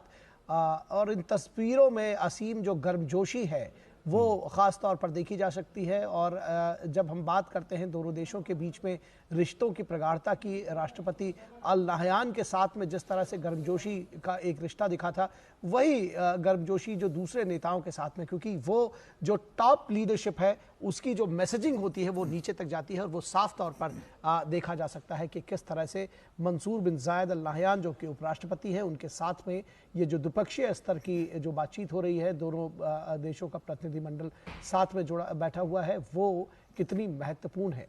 तो बेहद महत्वपूर्ण है उपराष्ट्रपति मंसूर बिन जायद अल नहयान के साथ प्रधानमंत्री नरेंद्र मोदी की ये वार्ता। इसमें मैं एक लाइन और भी ऐड करना चाहूंगा डॉक्टर अंशु, आपकी इस पर प्रतिक्रिया भी चाहूंगा कि ये जो उपराष्ट्रपति इनसे भी मुलाकात हुई है मंसूर बिन जायद अल नहयान, वो इस वक्त अबू धाबी विकास कोष के अध्यक्ष भी हैं और साथ ही साथ Abu Dhabi supreme petroleum council के सदस्य भी हैं। तो आप इस लिहाज से भी समझ सकते हैं कि इस मुलाकात के जो मायने हैं वो कितने महत्वपूर्ण हो जाते हैं। डॉक्टर अंशु। निश्चित तौर पर बहुत ही महत्वपूर्ण है ये मुलाकात, और एक ही नजर में हम सब ये देख सकते हैं कि किस गर्म जोशी के साथ ये मुलाकात हो रही है। और जिस तरह से वहाँ के उपराष्ट्रपति की हाल फिलहाल जो एक स्टैंडिंग है और जिस प्रकार से जिस दिशा में भारत और यूएई आगे बढ़ रहे हैं, उस दृष्टिकोण से भी ये मुलाकात इन दोनों ही हमारे लीडर्स के बीच क्या बातचीत होती है बड़ा महत्वपूर्ण रहेगा देखने के लिए, क्योंकि भारत और यूएई जो हैं वो बहुत बड़े ट्रेड पार्टनर्स बनकर उभरे हैं। और जैसा कि मैंने कहा कि पिछले 2 सालों में इस पार्टनरशिप में एक बहुत नई रफ्तार पकड़ी है। दोनों ही देशों के बीच में पिछले साल 85 अरब USD का जो है वो ट्रेड हमने देखा, और इसी के साथ हम देख रहे हैं कि UAE एक बड़ा इन्वेस्टर है भारत के लिए। पर इसमें हम और आगे बढ़ोतरी देख सकते हैं, और उसी दृष्टिकोण से मुझे लगता है कि आज जब ये दोनों बात करेंगे तो कुछ महत्वपूर्ण अनाउंसमेंट्स भी हमारे सामने आ सकती हैं। ठीक है, निश्चित तौर पर महत्वपूर्ण अनाउंसमेंट्स आ सकती हैं। एक बार फिर एम्बेसडर गुप्ता, हम वापस लौटते हैं अपनी जो एक विस्तार पूर्वक जो चर्चा हम कर रहे थे, आईमेक की चर्चा हो रही थी, जो India middle east economic corridor के भी को लेकर के जो भारत और UAE के बीच में समझौता हुआ है, कितना महत्वपूर्ण है, और ये भी समझना चाहेंगे दोनों देशों के लिए किस तरह से ये एक विन विन सिचुएशन है। देखिए, हमारे लिए जो है मिडिल ईस्ट और यूरोप दोनों ही हमारे लिए जो है they are important centres for consumption of जो हमारे एक्सपोर्ट्स हैं उनके लिए। और अब तो हमारे यहाँ से थोड़ा थोड़ा इन्वेस्टमेंट्स भी इन मुल्कों में होने लग गया है। हमारी कम्युनिटी है बहुत बड़ी मुल्कों में, और काफ़ी हमारे जो है वो और इकोनॉमिक और टेक्नोलॉजिकल लिंकेजेस अब बढ़ रहे हैं। तो अब देखिए, अगर ये कॉरिडोर जो है जितना जल्दी ये सफल हो जाता है तो उससे ये है कि एक तो हमारी कॉस्ट कम होगी, लॉजिस्टिकल कॉस्ट जो है वो कम होगी, क्योंकि चीज़ें जो है जब वो सरफेस रूट से जाएंगी तो उसकी कॉस्ट कम होगी। उसके अलावा ये है कि इन मुल्कों में जो है वो हमारी जो खपत है वो बढ़ेगी, क्योंकि जब चीज़ें सस्ती वहाँ पहुँचेगी तो और कंट्रीज के कंपैरिजन में जो हमारी रिलेटिव कॉस्ट है वो कम हो जाएगी, हमारी चीज़ें इकोनॉमिकल ज़्यादा हो जाएंगी, उनका कंजम्पशन बढ़ेगा, हमारा जो मार्केट शेयर है इन चीज़ों का वो बढ़ेगा। अब जैसे गल्फ के मुल्क है, इनमें तो काफ़ी फूड का सामान है और चीज़ें हैं, कंज्यूमर गुड्स है, तमाम सब बाहर से आती है। तो उसमें भारत को फ़ायदा होगा कि भारत की चीज़ें जो है वहाँ ज़्यादा क्वान्टिटीज में, जैसे UAE है, सऊदी अरेबिया है और जो गल्फ के कंट्रीज हैं वहाँ ज़्यादा इनका कंजम्पशन होगा। तो ये कॉरिडोर से तो देखिए हमें बहुत फ़ायदा है, और गल्फ कंट्रीज को भी फ़ायदा है, यूरोप को भी फ़ायदा होगा, चीज़ों की कॉस्ट कम हो जाएगी, सामान थोड़ा जो है रेगुलर वे में जो है पहुँचना शुरू हो जाएगा। तो बहुत ही अच्छा इनिशिएटिव है जी। निश्चित तौर पर तो इस चर्चा को आगे बढ़ाएंगे, और निश्चित तौर पर योगेश गुप्ता जी, जब हम आईमेक की बात करते हैं तो इसके साथ ही साथ जो जो कॉम्प्रिहेंसिव इकोनॉमिक कॉरिडोर की है उसकी चर्चा किए बिना जो दोनों देशों के बीच में जो संयुक्त अरब अमीरात के साथ में द्विपक्षीय निवेश संधि है और जो व्यापक आर्थिक साझेदारी समझौता है, ये कितना महत्वपूर्ण है, क्योंकि ये देखने में आ रहा है कि जब से ये समझौता हुआ है पिछले 1 वर्ष 2 वर्ष में 15% से ज्यादा व्यापार दोनों देशों के बीच में बढ़ा है। हाँ, देखिए, जो पहले हम लोगों ने ट्रेड एग्रीमेंट्स किए जैसे आसियान वगैरह मुल्कों के साथ हुआ, तो उस वक्त थोड़ा सा हमने इस पर कम ध्यान दिया गया कि जो भारत के पक्ष की चीजें हैं, जो चीजें भारत भेज रहा है या इंपोर्ट करता है, तो उसमें थोड़ा सा भारत के इंटरेस्ट को ज्यादा प्राथमिकता देनी चाहिए। उस वक्त ज्यादा कोशिश ये रही कि भाई इन मुल्कों को किसी तरह से अट्रैक्ट किया जाए कि भाई इन मुल्कों को जो है चीजें सस्ती भेजी जाए, उस पर ज्यादा एम्फेसिस रहा। तो उससे क्या हुआ है कि हमारा ट्रेड जो है इम्बैलेंस हो गया है, हमारे एक्सपोर्ट्स कम रहे हैं, इम्पोर्ट ज्यादा हो गए हैं, तो वो ट्रेड डेफिसिट बढ़ गया है। तो अब उसको जो है हम करेक्ट कर रहे हैं, और अब इस बात पे ध्यान है कि भाई ये बैलेंस वे में जो है ये एग्रीमेंट्स जो है वो वर्कआउट होने चाहिए।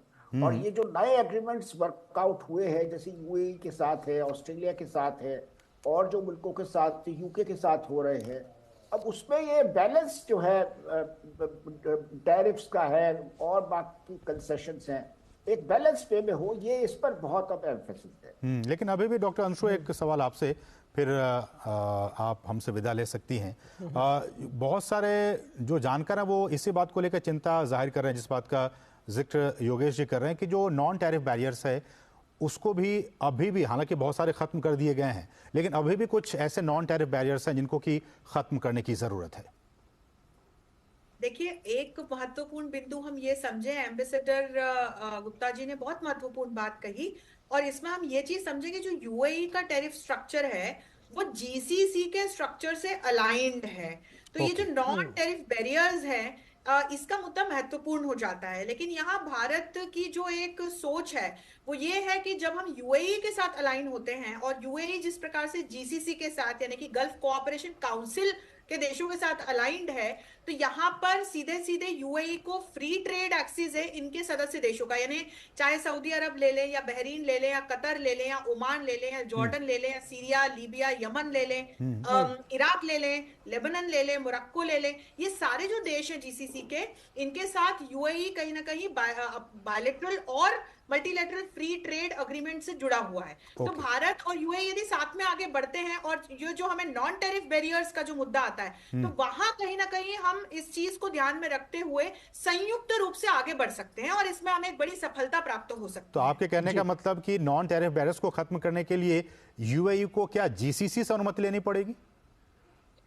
जीसीसी से अनुमति लेने की बात नहीं है, क्योंकि ये यूएई और भारत के द्विपक्षीय जो है हम नॉन टैरिफ बैरियर्स की ओर देख रहे हैं। लेकिन जब हम मल्टीलेटरली देखते हैं तो यूएई जीसीसी देशों से अलाइंड है, तो वो कहीं ना कहीं बात करके आपस में समाधान निकाल के इस दिशा में हम आगे बढ़ सकते हैं। जी जी जी जी, निश्चित तौर पर इस बात को समझा जा सकता है। प्रोफेसर अंशु जोशी हमारे साथ जुड़े रहने के लिए बहुत शुक्रिया। आपको कहीं जाना है उसके लिए आपने अपना कीमती समय हमें दिया, बहुत शुक्रिया हमारे साथ बने रहने के लिए और इस विशेष बातचीत के लिए प्रोफेसर अंशु जोशी। योगेश गुप्ता जी के पास आएंगे। एम्बेसडर गुप्ता, जब हम बात ये कर रहे हैं और आज का जब जिसको कहते हैं कि जो प्रधानमंत्री नरेंद्र मोदी का जो कार्यक्रम है वो उसकी जब हम बात करते हैं तो जो BAPS मंदिर है उसके उद्घाटन की बात कही जा रही है और ये बेहद महत्वपूर्ण है। किस तरह से आप देखते हैं कि ये दोनों देशों के बीच के जो रिश्ते हैं उनको और प्रगाढ़ करेगा, क्योंकि धार्मिक सद्भाव को बढ़ावा देना कहीं ना कहीं ये एक बड़ा मॉडल बनकर सामने आ सकता है। कैसे कहें, देखते हैं इसको आप? देखिए, ये इस बात का को रिफ्लेक्ट कर रहा है कि अब हमारे और जो गल्फ मुल्क हैं, खास तौर से जैसे यूएई है, सऊदी अरेबिया वगैरह है, इनके रिश्तों को हम जिस तरह से देख रहे हैं उसका वो माइंडसेट बदल गया है। पहले देखिए हम देखते थे रिश्ते को एक रिलीजन का एक एंगल आ जाता था, एक पाकिस्तान का एंगल आ जाता था, तो अब वो थोड़ा चेंज हो रहा है। अब सोच ये है कि भाई ये जो रिलीजन वगैरह का मसला है ये हमारा इंटरनल मसला है और हमें जो है एक दूसरे को जो पॉलिटिकल लैंडस्केप है, चेंजिंग लैंडस्केप है, या इकोनॉमिक जो हमारी जरूरियात है या सिक्योरिटी हमारी जो कंसिडरेशंस है, उनके थ्रू देखना चाहिए।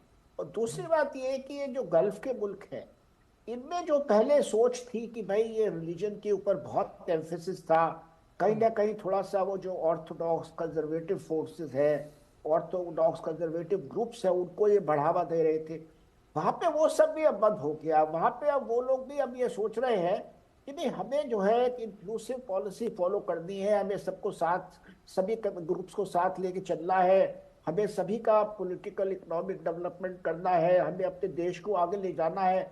ये जो नई सोच उभर रही है, इस नई सोच के साथ भारत को जो है इन मुल्कों के साथ अपने रिश्ते बढ़ाने में बहुत आसानी हो रही है। और ये जो मंदिर बन रहा है, देखिए इतने कंजर्वेटिव मुल्कों में जो है वो इस बात को एक्सेप्ट कर रहे हैं कि भाई जो इंडियन कम्युनिटी है उस पे हिंदूज काफी हैं, उनको एक मंदिर चाहिए, उनको मंदिर बनने से उनको काफी लुभाने में मदद मिलेगी। तो ये जो चेंज माइंडसेट है ये बहुत ही अच्छा बदलाव है और ये हमारे लिए जो है एक बड़ा महत्वपूर्ण कदम है। ठीक, हमारे साथ इस चर्चा में एक और मेहमान भी जुड़ चुके हैं। हमारे साथ प्रोफेसर संजय भारद्वाज जी हैं जो कि स्कूल ऑफ इंटर स्टडीज जुड़ने वाले हैं। थोड़ी देर में जुड़ेंगे असीम, थोड़ी देर में प्रोफेसर संजय भारद्वाज जुड़ेंगे, लेकिन इस चर्चा को आगे बढ़ाएंगे। एम्बेसडर गुप्ता, आपने कल देखा कि जिस तरह से एलन मोदी का जो कार्यक्रम हुआ, कितना इलेक्ट्रीफाइंग इवेंट था, कितना उत्साहित, हर्षित, आनंदित थी जो वहाँ भारतवंशी थे, मौजूद थे। 35 लाख की संख्या बताई जा रही है कि अबू धाबी में है उनकी। और एक जब ये कहा जाता है कि प्रधानमंत्री नरेंद्र मोदी ने जो डायस्पोरा है उसको विदेश नीति के केंद्र में लेकर आए हैं। प्रधानमंत्री मोदी कहते हैं कि जो हर एक भारतवंशी है वो उससे बेहतर राजदूत शायद विदेशों में भारत के लिए ना मिले। किस तरह से देखते हैं डायस्पोरा के साथ में कनेक्ट और ये जो बदली हुई रणनीति 2014 के बाद से प्रधानमंत्री नरेंद्र मोदी और जो वर्तमान सरकार है वो लेकर आई है? आप बिल्कुल ठीक कह रहे हैं। देखिए, आज जो हमारा भारतीय है बाहर, चाहे वो गल्फ में है या यूरोप में है या अमेरिका में है या अफ्रीका में है, उसको इस बात पे गर्व महसूस होता है कि वो इंडिया का हिस्सा है, वो इंडियन कम्युनिटी, इंडियन डायस्पोरा का हिस्सा है। उसको गर्व महसूस करने के दो तीन कारण है। एक तो देखिए, भारत तरक्की कर रहा है। भारत की इकोनॉमी पहले कहाँ थी? हम 11वें नंबर पे थे, फिर हम 5वें पे आए, अब हम 3रे पे जा रहे हैं। और इसके आगे अब बात हो रही है कि भाई कितने ट्रिलियन जो है बढ़ जाएंगे। अभी 4 के करीब है, कुछ सालों में 6 हो जाएगा, फिर 8 हो जाएगा। तो इस तरह की जो ग्रोथ है उससे सब लोग बहुत ज्यादा खुश हैं। दूसरी बात यह है कि जो प्रधानमंत्री मोदी है, उनका मैसेज जो है वो किसी न किसी तरह से लोगों के दिलों तक पहुंच जाता है। वो जो है लोगों को बता पाते हैं कि भी कैसे भारत में तरक्की हो रही है, कैसे उन लोगों का हितों का ध्यान रखते हुए जो है वो देश को आगे ले जा रहे हैं। और आज एक भारतीय को बाहर जो है ये भरोसा है कि अगर भगवान ना करे उस पर कोई आपत्ति आ जाएगी तो भारत सरकार उसके साथ खड़ी है। ये जो कॉन्फिडेंस है ये बहुत बड़ी बात है। देखिए, मैं डिप्लोमेट रहा इतने सालों, मैंने भारत को रिप्रेजेंट किया। ये फीलिंग जो है पहले नहीं थी।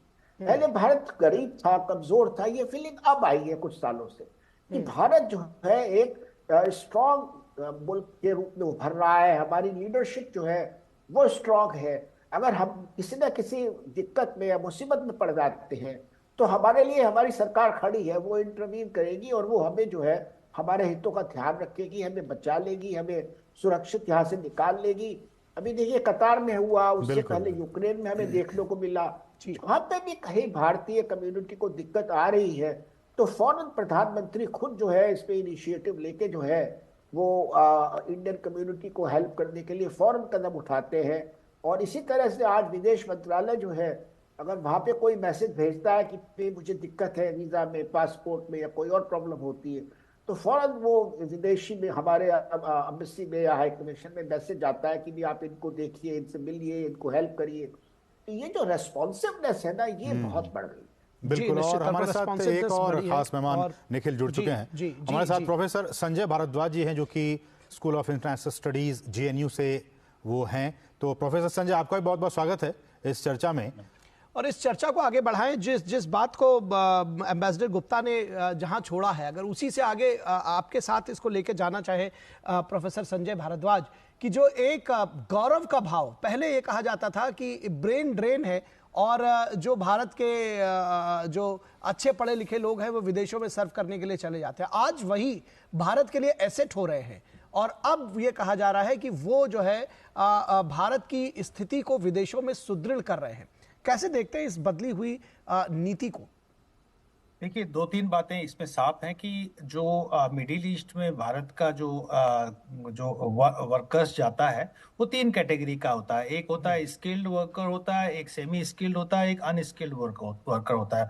और तीनों को मिडिल ईस्ट, UAE, इसमें इन सबको जगह मिलती है, पहली बात। तो और दूसरा कि जो उनको जो जरूरत है सर्विस सेक्टर का, उसको भारत बखूबी फुलफिल करता है। आज के दिन लगभग 35 लाख लोग वहां पे मौजूद है। दूसरी बात कि जो ग्लोबलाइज्ड वर्ल्ड में जो एक दूसरे के प्रति डिपेंडेंसीज बढ़ गई हैं, चाहे भारत की मिडिल ईस्ट के साथ में, UAE के साथ में, उसमें आप मोटे तौर पे देखिए कि भारत को मिडिल ईस्ट एक अपना एनर्जी मार्केट के रूप में देखता है और भारत जो है इसमें मैन्युफैक्चरिंग गुड्स जो है उसके मार्केट के रूप में आपको यहाँ पे रोकेंगे एम्बेसडर भारद्वाज।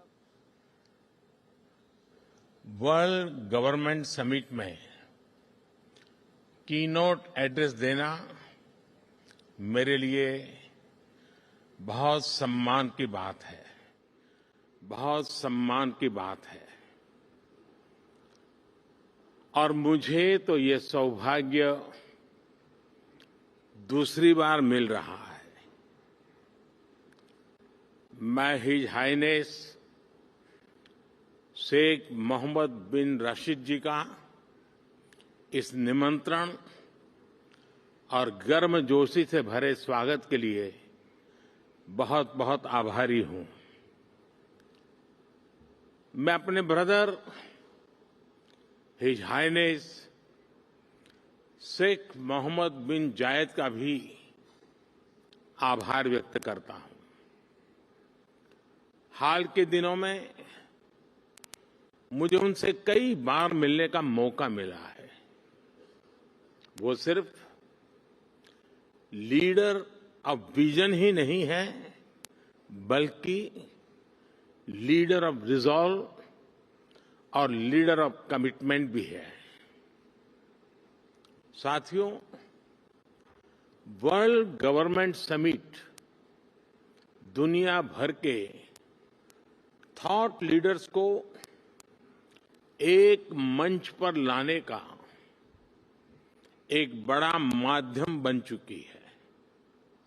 इसमें हिज हाइनेस शेख मोहम्मद बिन रशीद की विजनरी लीडरशिप, उसका बहुत बड़ा रोल है। दुबई जिस प्रकार ग्लोबल इकोनॉमी, कॉमर्स और टेक्नोलॉजी का एपी सेंटर बन रहा है, ये बहुत बड़ी बात है। कोविड के दरमियान एक्सपो 2020 का आयोजन हो या फिर हाल में कोप 28 का आयोजन, ये दुबई स्टोरी के बेहतरीन उदाहरण है। मैं आपको इस समिट के लिए बधाई देता हूं, इसकी सफलता के लिए शुभकामनाएं देता हूं। साथियों, आज हम 21वीं सदी में हैं। एक तरफ दुनिया आधुनिकता की तरफ बढ़ रही है, तो पिछली सदी से चले आ रहे चैलेंजेस भी उतने ही व्यापक हो रहे हैं। फूड सिक्योरिटी हो, हेल्थ सिक्योरिटी हो, वाटर सिक्योरिटी हो, एनर्जी सिक्योरिटी हो, एजुकेशन हो, समाज को इंक्लूसिव बनाना हो, हर सरकार अपने नागरिकों के प्रति अनेक दायित्वों से बंधी हुई है। टेक्नोलॉजी हर प्रकार से, चाहे वो नेगेटिव हो या पॉजिटिव, एक की डिसरप्टर साबित हो रही है। टेररिज्म आए दिन एक नए स्वरूप के साथ मानवता के सामने नई चुनौती लेकर आ रहे हैं। क्लाइमेट से जुड़े चैलेंजेस भी समय के साथ और बड़े होते जा रहे हैं। एक तरफ डोमेस्टिक कंसर्न्स हैं, तो दूसरी तरफ इंटरनेशनल सिस्टम्स बिखरा हुआ नजर आता है। और इन सब के बीच हर सरकार के सामने अपनी प्रासंगिकता को बचाने का भी बहुत बड़ा चैलेंज है। इन सवालों, इन चुनौतियां, इन स्थितियों के बीच वर्ल्ड गवर्नमेंट समिट का महत्व और बढ़ गया है। साथियों, आज हर सरकार के सामने सवाल है कि वो किस अप्रोच के साथ आगे बढ़े। मेरा मानना है, आज विश्व को ऐसी सरकारों की जरूरत है जो इंक्लूसिव हो, जो सबको साथ लेकर चले। आज विश्व को ऐसी सरकारों की जरूरत है जो स्मार्ट हो, जो टेक्नोलॉजी को बड़े बदलाव का माध्यम बनाए। आज विश्व को ऐसी सरकारों की जरूरत है जो क्लीन हो, जो करप्शन से दूर हो, जो ट्रांसपेरेंट हो। आज विश्व को ऐसी सरकारों की जरूरत है जो ग्रीन हो, जो पर्यावरण से जुड़ी चुनौतियों को लेकर गंभीर हो।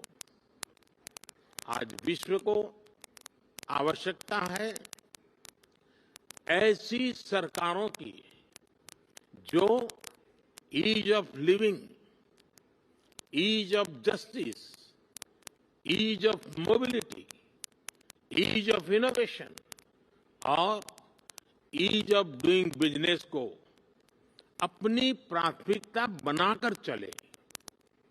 Friends, head of the government के तौर पर लगातार काम करते हुए मुझे 23 साल होने जा रहे हैं।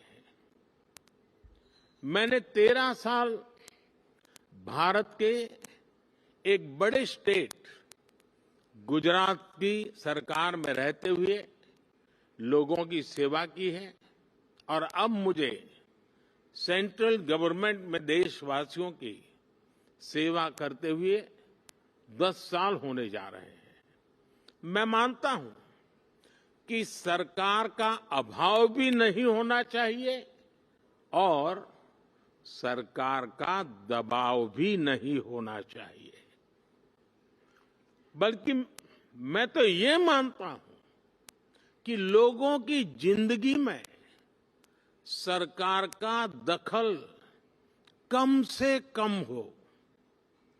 ये सुनिश्चित करना भी सरकार का ही काम है। हम अक्सर कई एक्सपर्ट्स को सुनते हैं कि कोविड के बाद दुनिया भर में सरकारों पर भरोसा कम हुआ है, लेकिन भारत में हमने एकदम विपरीत अनुभव देखा।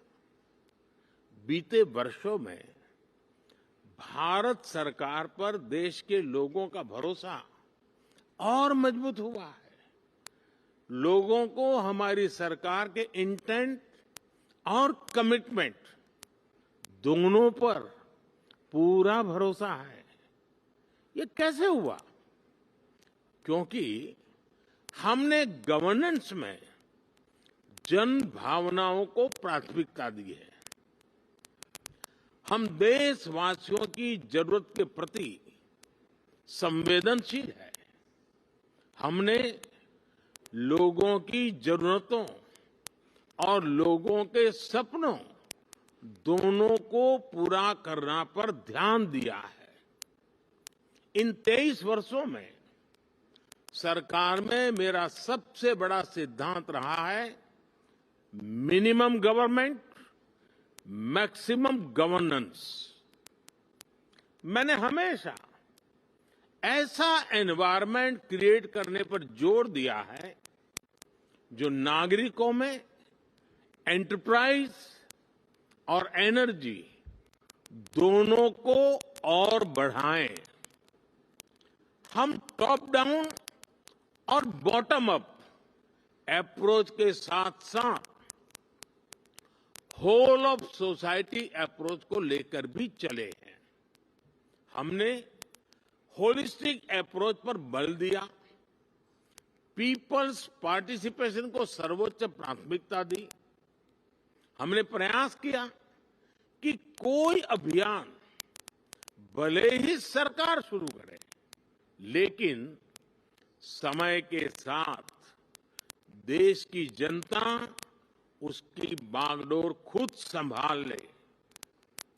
जन भागीदारी का इसी सिद्धांत पर चलते हुए हमने भारत में अनेक बड़े ट्रांसफॉर्मेशन देखे हैं।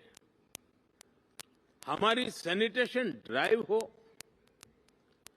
गर्ल एजुकेशन को बढ़ाने का अभियान हो, डिजिटल लिटरेसी हो, इनकी सफलता पीपल्स पार्टिसिपेशन से ही सुनिश्चित हुई है।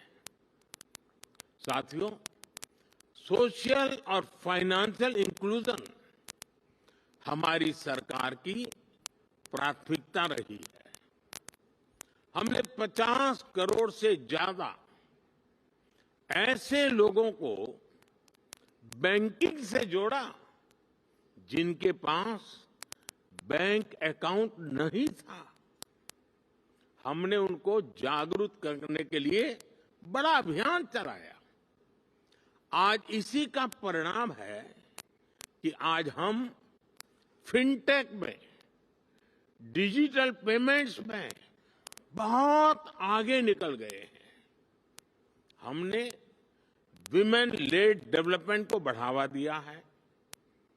हम भारतीय महिलाओं का आर्थिक, सामाजिक और राजनीतिक सशक्तिकरण कर रहे हैं। कानून बनाकर हमने भारत की महिलाओं को पार्लियामेंट में रिजर्वेशन भी दिया है। हम आज भारत के युवाओं के लिए नए अवसर बना रहे हैं, उसके स्किल डेवलपमेंट पर फोकस कर रहे हैं। बहुत कम समय में ही भारत दुनिया का तीसरा सबसे बड़ा स्टार्टअप इकोसिस्टम यानी स्टार्टअप इकोसिस्टम का इतना बड़ा जंप आज हम तीसरे नंबर पर पहुंच गए हैं। साथियों, सबका साथ, सबका विकास के मंत्र पर चलते हुए हम लास्ट माइल डिलीवरी और सैचुरेशन के अप्रोच पर बल दे रहे हैं। सैचुरेशन की अप्रोच यानी सरकार की योजनाओं के लाभ से कोई भी लाभार्थी छूटे नहीं, सरकार खुद उस तक पहुंचे। गवर्नेंस के इस मॉडल में भेदभाव और भ्रष्टाचार दोनों की ही गुंजाइश समाप्त हो जाती है।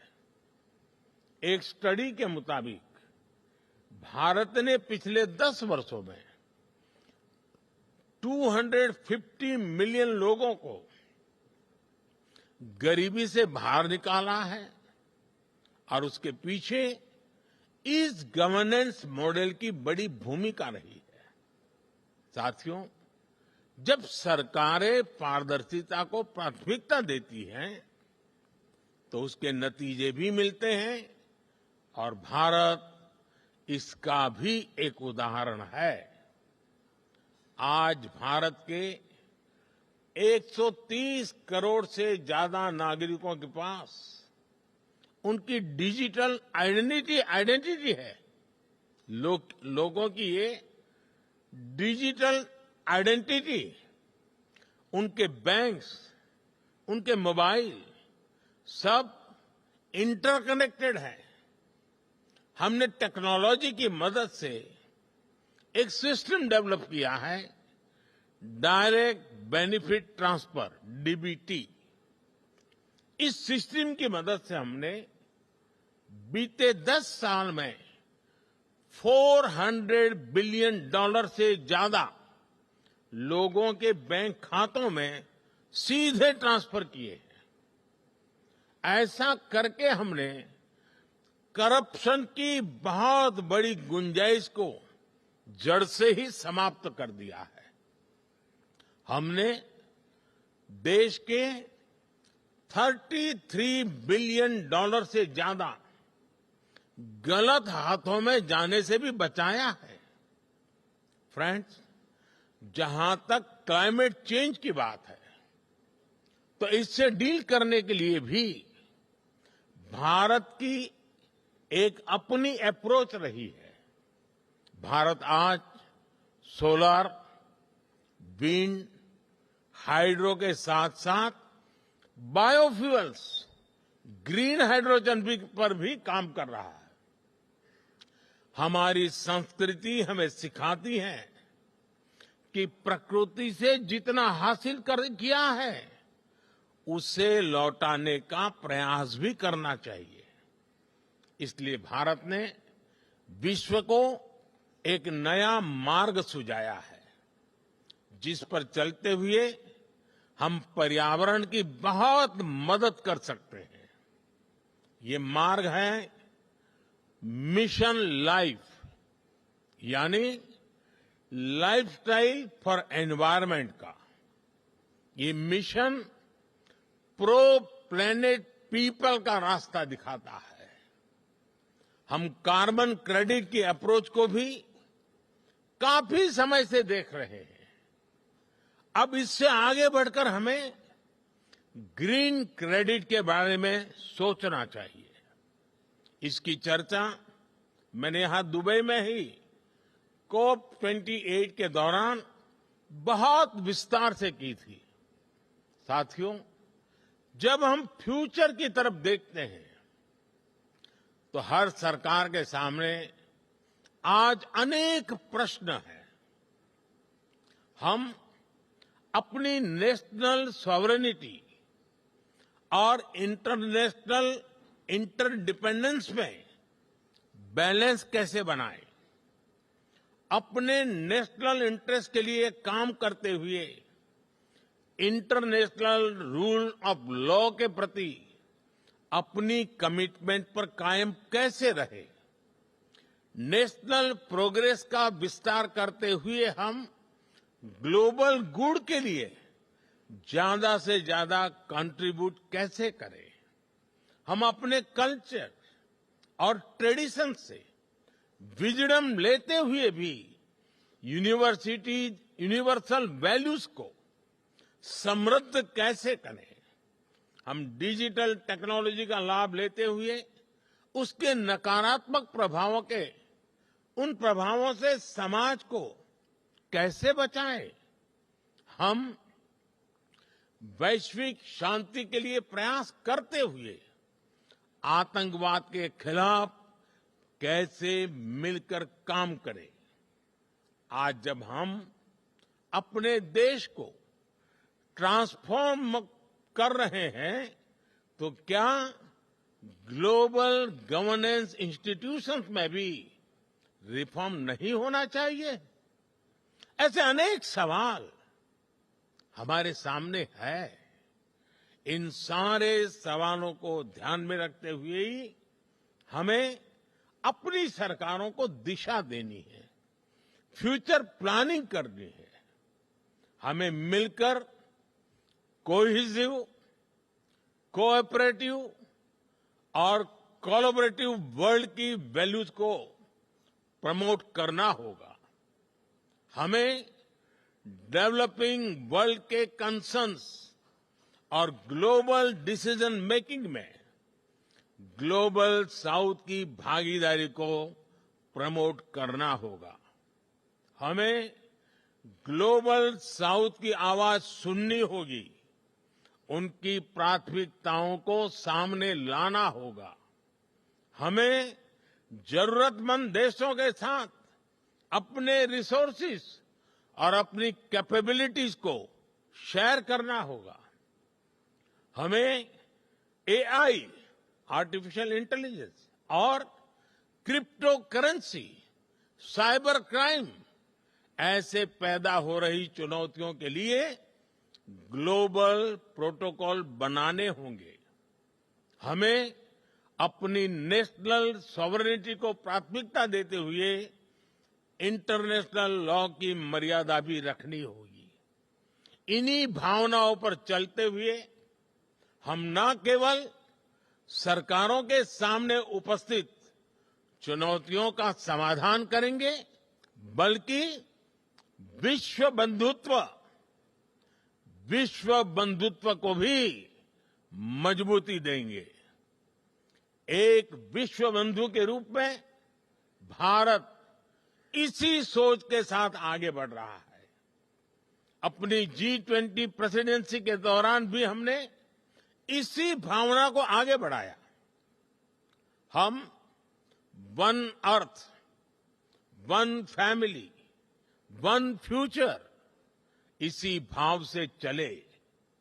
फ्रेंड्स, हम सभी के पास गवर्नेंस को लेकर अपने एक्सपीरियंसेस है।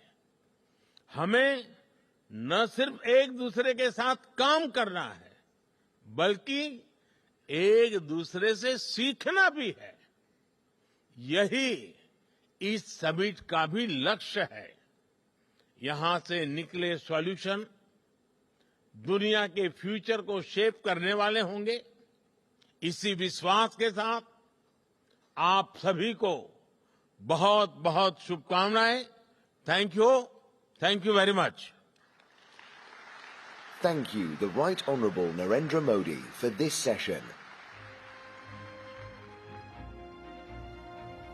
तो विश्व सरकार शिखर सम्मेलन दुबई में आयोजित हो रहा है, उसमें संबोधन आप सुन रहे थे प्रधानमंत्री नरेंद्र मोदी का की नोट एड्रेस। उन्होंने कहा कि यहां से निकले हुए जो सॉल्यूशंस हैं वो दुनिया भर को गाइड करेंगे, उसको आगे लेकर के जाएंगे। उन्होंने भारत की जो विस्तार से किस तरह से जो एक गुड गवर्नेंस की तरफ भारत आगे बढ़ा है, किस तरह से आगे गई है दुनिया, उसके बारे में विस्तार से उन्होंने जानकारी दी कि किस तरह से उन्होंने साथ ही साथ ये भी बताया कि किस तरह से आज विश्व को एक ऐसी सरकारों की ज़रूरत है जो इंक्लूसिव हो, जो सबको साथ लेकर चले। ऐसी सरकारों की ज़रूरत है जो स्मार्ट हो, जो टेक्नोलॉजी को बदलाव का माध्यम मानती हो, उसके साथ ही साथ क्लीन हो, जो ट्रांसपेरेंट हो, जो करप्शन से दूर हो। उन्होंने बताया कि, और ये बड़ी बातें आपकी स्क्रीन पर आ रही है, उन्होंने वर्ल्ड लीडर्स समिट में दुनिया भर के नेताओं को एक मंच पर लाने का साधन बताया। उन्होंने कहा ये एक मंच पर आने का एक साधन बन चुकी है।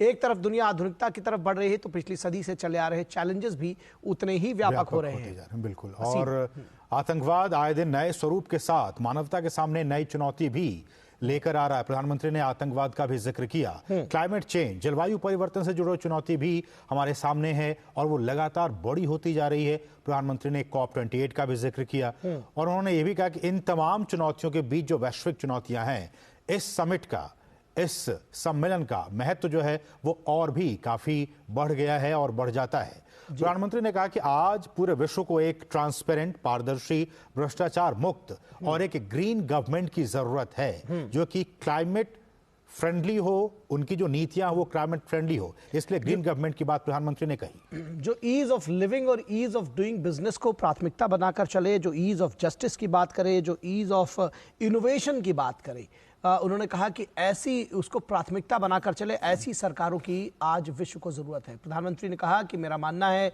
कि सरकार का अभाव भी नहीं होना चाहिए और सरकार का दबाव भी नहीं होना चाहिए समुचित मात्रा में। और इस बात को प्रधानमंत्री बार बार कहते रहे। उनका कि लोगों की जिंदगी में सरकार का दखल कम से कम हो, यह सुनिश्चित करना भी सरकार का ही काम है। Maximum government, minimum government, maximum governance. बीते वर्षों में भारत सरकार पर लोगों का भरोसा और मजबूत हुआ है। जो उन्होंने कोविड टाइम का उल्लेख किया, जब दुनिया भर में लोगों का भरोसा अपनी सरकारों से कम हुआ है, तो भारत सरकार के ऊपर भारतवासियों का भरोसा और बढ़ा है। उन्होंने कहा कि देशवासियों की ज़रूरतों और सपनों दोनों को पूरा करने पर हमने ध्यान दिया है, यानी कि भारत सरकार ने ध्यान दिया है। प्रधानमंत्री ने कहा कि हमने जन भागीदारी को सर्वोच्च प्राथमिकता दी है। हर चीज को उन्होंने जन भागीदारी से जोड़ा है। बड़े बड़े आंदोलन चाहे वो सरकार ने शुरू किए हो, लेकिन अंत में उसकी बागडोर जनता को अपने हाथ में लेनी चाहिए। जन भागीदारी के सिद्धांत पर चलते हुए हमने भारत में अनेक अभियान देखे हैं। प्रधानमंत्री ने इसमें क्लीनलीनेस ड्राइव, जो स्वच्छता ड्राइव थी, जो गर्ल चाइल्ड की बात थी, जो लड़का लड़की एक समान की बात थी, बेटी बचाओ बेटी पढ़ाओ, उसका कहीं ना कहीं उल्लेख किया। उन्होंने कहा कि हमने 50 करोड़ से ज्यादा लोगों को बैंकिंग से जोड़ा है जिनके पास अपना अकाउंट नहीं था, और इसके आगे का क्या प्रतिफल हुआ ये भी प्रधानमंत्री ने बताया। असीम, उन्होंने कहा कि देखिए महिलाओं को सशक्त किया है और उनके राजनीतिक जो मजबूती है उनको प्रदान किया गया। उन्हें आरक्षण देने की पहल की है भारत ने। हमने संसद में महिलाओं को आरक्षण देने की पहल की है। तो ये कुछ महत्वपूर्ण बातें हैं। उन्होंने कहा कि सबका साथ सबका विकास के मंत्र पर चलते हुए जो लास्ट माइल डिलीवरी है और जो सैचुरेशन है, मतलब कि जितनी भी योजनाएं हैं वो तमाम उनके जो टारगेट ऑडियंसेस हैं वो उन तक पहुंच रही हैं कि नहीं, इस अप्रोच पर हमने ध्यान दिया है। प्रधानमंत्री ने कहा कि शासन के इस मॉडल में जो करप्शन है, जो भ्रष्टाचार है और जो भेदभाव की गुंजाइश है वो बिल्कुल ही समाप्त हो जाती है और भारत में हमने इसको करके दिखाया है। डीबीटी का जिक्र किया। 130 करोड़ से ज्यादा नागरिकों के पास उनकी एक डिजिटल आइडेंटिटी है और लगातार किस तरह से वो डिजिटली खुद को मजबूत महसूस कर पा रहे हैं और डिजिटल उनकी पहचान हो पाई है। 130 करोड़ लोगों के पास अपनी एक जो एक आधार कार्ड है और आधार नंबर के जरिए किस तरह से वो डिजिटल उनकी एक पहचान हो गई है, ये प्रधानमंत्री ने कहा। प्रधानमंत्री ने यह भी कहा कि मिशन लाइफ जो है, लाइफस्टाइल फॉर एनवायरनमेंट, उसको अपनाने पर उन्होंने कहा कि जोर दिया हमने, और अब हमें कार्बन क्रेडिट की जगह ग्रीन क्रेडिट के बारे में भी सोचना चाहिए। उन्होंने COP28 का हवाला दिया और उन्होंने कहा कि हमने वहां इस बात की चर्चा की थी। जो वैश्विक संस्थान हैं उनमें भी लास्ट में उन्होंने कहा कि इसमें रिफॉर्म्स की जरूरत है, सुधार करने की जरूरत है, और हर मंच पर निखिल हम जानते हैं कि प्रधानमंत्री इस बात का जिक्र करते हैं। विकासशील देशों की चिंताओं और ग्लोबल साउथ की प्राथमिकताओं को सामने लाना होगा। प्रधानमंत्री ने साफ तौर पर कहा कि ग्लोबल डिसीजंस में ग्लोबल साउथ की भागीदारी जरूरी है। ग्लोबल साउथ की आवाज को अब और नहीं दबाया जा सकता। क्रिप्टो करेंसी और साइबर क्राइम की चुनौतियों के लिए ग्लोबल प्रोटोकॉल बनाना होगा, क्योंकि ये ग्लोबल चुनौतियां हैं। प्रधानमंत्री ने साफ तौर पर कहा इस सम्मेलन से निकले समाधान दुनिया को नया आकार देंगे। एक बात और प्रधानमंत्री ने कही थी, डीबीटी के बारे में उन्होंने जिक्र किया, तो कहा कि बीते 10 वर्षों में $400 बिलियन से ज्यादा लोगों के खातों में भारत सरकार ने सीधा ट्रांसफर किया है और $33 बिलियन को गलत हाथों में जाने से बचाया है। तो इस तरह के आंकड़े भी प्रधानमंत्री ने पेश किया। उनका वर्ल्ड लीडर समिट दुनिया भर के नेताओं को एक मंच पर लाने का एक बड़ा साधन बन चुकी है। मुझे लगता है कि जब प्रधानमंत्री और हम भारतवासी कहते हैं कि भारत को वैश्विक मंच पर एक विश्व गुरु के तौर पर हमें स्थापित करना है, जो कि हम पहले थे, बीच में कई वर्षों में हमने भुला दिया, लेकिन एक बार फिर से इन बातों का आप मर्म समझिए कि वैश्विक गुरु के तौर पर, वर्ल्ड लीडर के तौर पर भारत ने खुद को स्थापित किया है। और बीते 10 वर्षों में गवर्नेंस के जरिए मैक्सिमम गवर्नेंस, मिनिमम गवर्नमेंट, इस बात का जिक्र प्रधानमंत्री ने कहा कि दखलंदाजी नहीं होनी चाहिए। नीतियां हम बनाते हैं, उन नीतियों को हम इंप्लीमेंट करते हैं, लेकिन उसमें दबाव नहीं होना चाहिए और साथ ही साथ सरकार का अभाव भी नहीं होना चाहिए। तो ये न अभाव होना चाहिए न दबाव होना चाहिए। तो ये विश्व बंधु की बात कही, विश्व बंधु की बात कही प्रधानमंत्री ने कि भारत विश्व बंधु की भूमिका किस तरह से लगातार निभा रहा है। फिलहाल कुछ अपडेट्स हम और भी आपको दिखाते हैं। भारत मार्ट का उद्घाटन प्रधानमंत्री नरेंद्र मोदी ने दुबई में किया है, वो कितना महत्वपूर्ण रहा है, ये तस्वीरें आप देख सकते हैं। भारत मार्ट का उद्घाटन प्रधानमंत्री नरेंद्र मोदी ने किया है।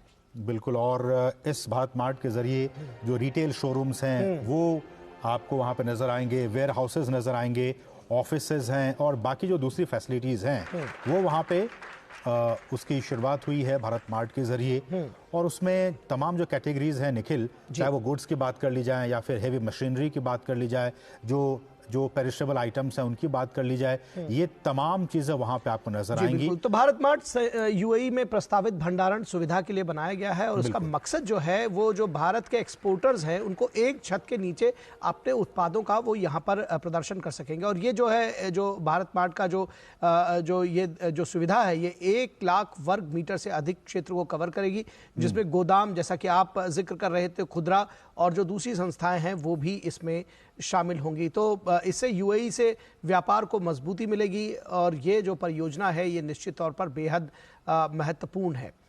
तो भारत मार्ट असीम एक प्रमुख वितरण केंद्र के रूप में दुनिया भर में भारतीय उत्पादों के जो एक्सपोर्ट है उसको और आगे लेकर जाएगा।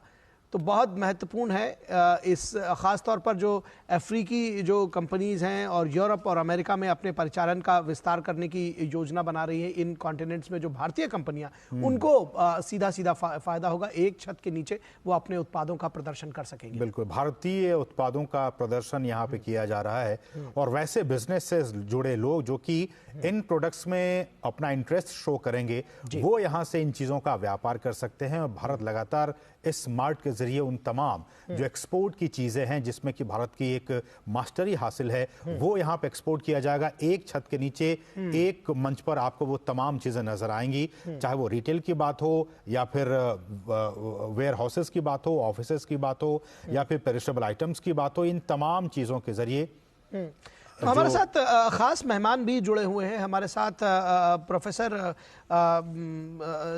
हमारे साथ दो खास मेहमान जुड़े हैं, उनका प्रोफेसर संजय भारद्वाज तो प्रोफेसर संजय भारद्वाज के पास वापस आते हैं असीम, और उनसे इसके विषय में जानने की कोशिश करेंगे। ये जो भारत मार्ट है ये कितना महत्वपूर्ण है, इसके विषय में तो जानकारी लेंगे ही। इससे पहले वो जो संबोधन रहा प्रधानमंत्री नरेंद्र मोदी का, वो कितना महत्वपूर्ण रहा है और किन मायनों में महत्वपूर्ण रहा है? प्रोफेसर भारद्वाज, विश्व सरकार शिखर सम्मेलन में प्रधानमंत्री ने कहा कि मिनिमम गवर्नमेंट मैक्सिमम गवर्नेंस की जो एक नीति है, वो जो सिद्धांत है, वो भारत ने अपनाया है और उसको दुनिया को भी अपनाना चाहिए।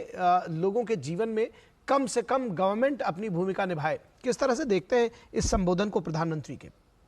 देखिए, दो बातें इसमें साफ है। पहली बात कि जो प्रधानमंत्री नरेंद्र मोदी जी का जो संबोधन है, उसमें एक तो भारतीय संस्कृति और भारतीय सोच की बिल्कुल एकदम स्पष्ट छवि दिखती है। उन्होंने दो बातों पे जो बड़ा ध्यान दिया। पहली बात की जो वन फैमिली वन लाइफ की बात कर रहे हैं, बेसिकली जो हमारी फिलॉसफी है वसुधैव कुटुंबकम, उसको परिलक्षित करती है और वो कहते हैं कि सबका साथ, सबका विकास, लेकिन सबका प्रयास। इस प्रयास के माध्यम से हमको विकास की तरफ देखना चाहिए और हर उस व्यक्ति को जो अंतिम व्यक्ति है, जो मोस्ट वल्नरेबल है, उसका भी विकास होना चाहिए। और दो बातें इसमें बहुत महत्वपूर्ण जो प्रधानमंत्री नरेंद्र मोदी जी ने कहा, वो मैं शेयर करना चाहूंगा। पहली बात कि उन्होंने कहा कि ग्लोबल गुड्स जो है, ग्लोबल गुड्स में जो भी खासकर जो डेवलपिंग वर्ल्ड है, जो विकासशील वर्ल्ड है, उसमें एक बहुत बड़ी समस्या है ग्लोबल गुड्स की, जिसमें चाहे एजुकेशन हो, पॉवर्टी का इशू है, अनएम्प्लॉयमेंट का इशू है, हेल्थ का इशू है, बहुत सारे जो इश्यूज हैं, उनको संबोधन करने की जरूरत है। उसमें एकजुट होके ग्लोबल साउथ के लोगों को अपने लिए ग्लोबल नॉर्थ के साथ में बार्गेन करने का और अपने रिसोर्सेज बढ़ाने की बात है। जो दूसरा पहलू है, ग्लोबल कॉमन्स की बात है। और उस ग्लोबल कॉमर्स में दो बातें जो प्रधानमंत्री नरेंद्र मोदी जी ने कही कि एक तो क्लाइमेट चेंज की बात कही, क्योंकि इससे क्या हो गया कि जो डेवलप्ड कंट्रीज जो जिस तरीके के कार्बन एमिशंस प्रोड्यूस कर रहे हैं, उससे ग्लोबल वार्मिंग हो रही है, उसका इम्पैक्ट, एडवर्स इम्पैक्ट जो वल्नरेबल सेक्शन दुनिया का है, जो डेवलपिंग वर्ल्ड है, उस पर एडवर्स प्रभाव पड़ता है। तो उसको एड्रेस करने की। और दूसरा जो महत्वपूर्ण है ग्लोबल कॉमन्स में, टेररिज्म, क्योंकि टेररिज्म भारत जैसी धरती पर बहुत सालों से हम इस बात को झेलते आए हैं। तो प्रधानमंत्री नरेंद्र मोदी ने एकदम दुनिया के मंच से बात कहा कि टेररिज्म जैसी जो ग्लोबल कॉमन्स है, उसको एड्रेस करने की जरूरत है और उसमें ऐसा एक व्यवस्था करनी है समाज में जो भारत में हम अपनाते आए हैं कि कम से कम सरकार और ज्यादा से ज्यादा गवर्नेंस हो, यानी कि जनता को एक रूल अबाइडिंग कंट्री के रूप में जनता रूल को समझे और उसका पालन करे। और उसको एक बहुत बड़ा बात उन्होंने अपने संबोधन में कही कि ये जो विकास है, जो नहीं मैं एक बात कहना चाह रहा हूँ जी। अबू धाबी और आए देखते हैं कि इंटरनेशनल एनर्जी एजेंसी यानी IAEA की जो मंत्री स्तरीय बैठक में प्रधानमंत्री नरेंद्र मोदी का ये वीडियो संदेश। Excellencies, ladies and gentlemen, namaskar. Greetings to everyone at the International Energy Agency's ministerial meeting. It is significant that IAEA is marking the 50th anniversary of establishment. Congratulations for this milestone. I also extend my gratitude to Ireland and France for co-chairing this meeting. Friends, India is the world's fastest growing major economy. Sustained growth needs energy security and sustainability. In one decade, we went from the 11th largest economy to the 5th largest. In the same period, our solar energy capacity grew 26-fold. Our renewable energy capacity also doubled. We exceeded our Paris commitments in this regard ahead of timelines. Friends, India is home to 17% of the global population. We are running some of the world's largest energy access initiatives. Yet, our carbon emissions account for only 4% of the global total. However, we are firmly committed to combating climate change. Ours is a collective and proactive approach. India has already led initiatives such as the International Solar Alliance. Our mission Life focuses on pro-planet lifestyle choice for a collective impact. Reduce, reuse, and recycle is a part of India's traditional way of life.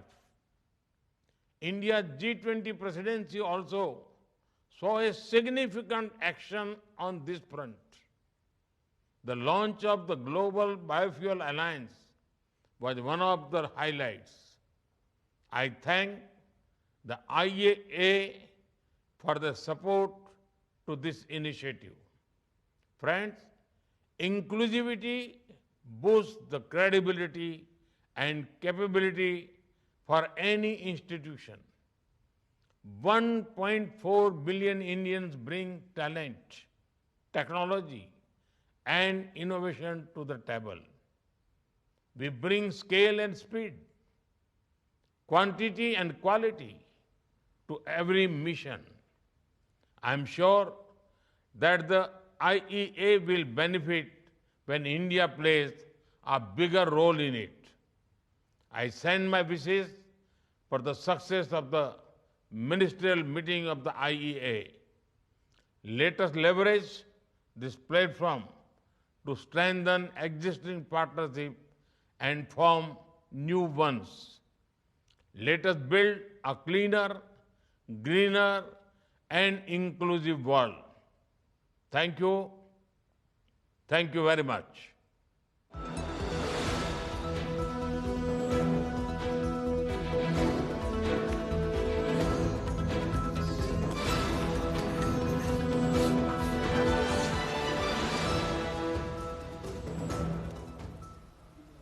तो अभी आप प्रधानमंत्री नरेंद्र मोदी को सुन रहे थे, जो कि video conference के जरिए संबोधित कर रहे थे, मैसेज दे रहे थे, संदेश दे रहे थे अंतर्राष्ट्रीय ऊर्जा एजेंसी 2024 के मंत्री स्तरीय सम्मेलन को।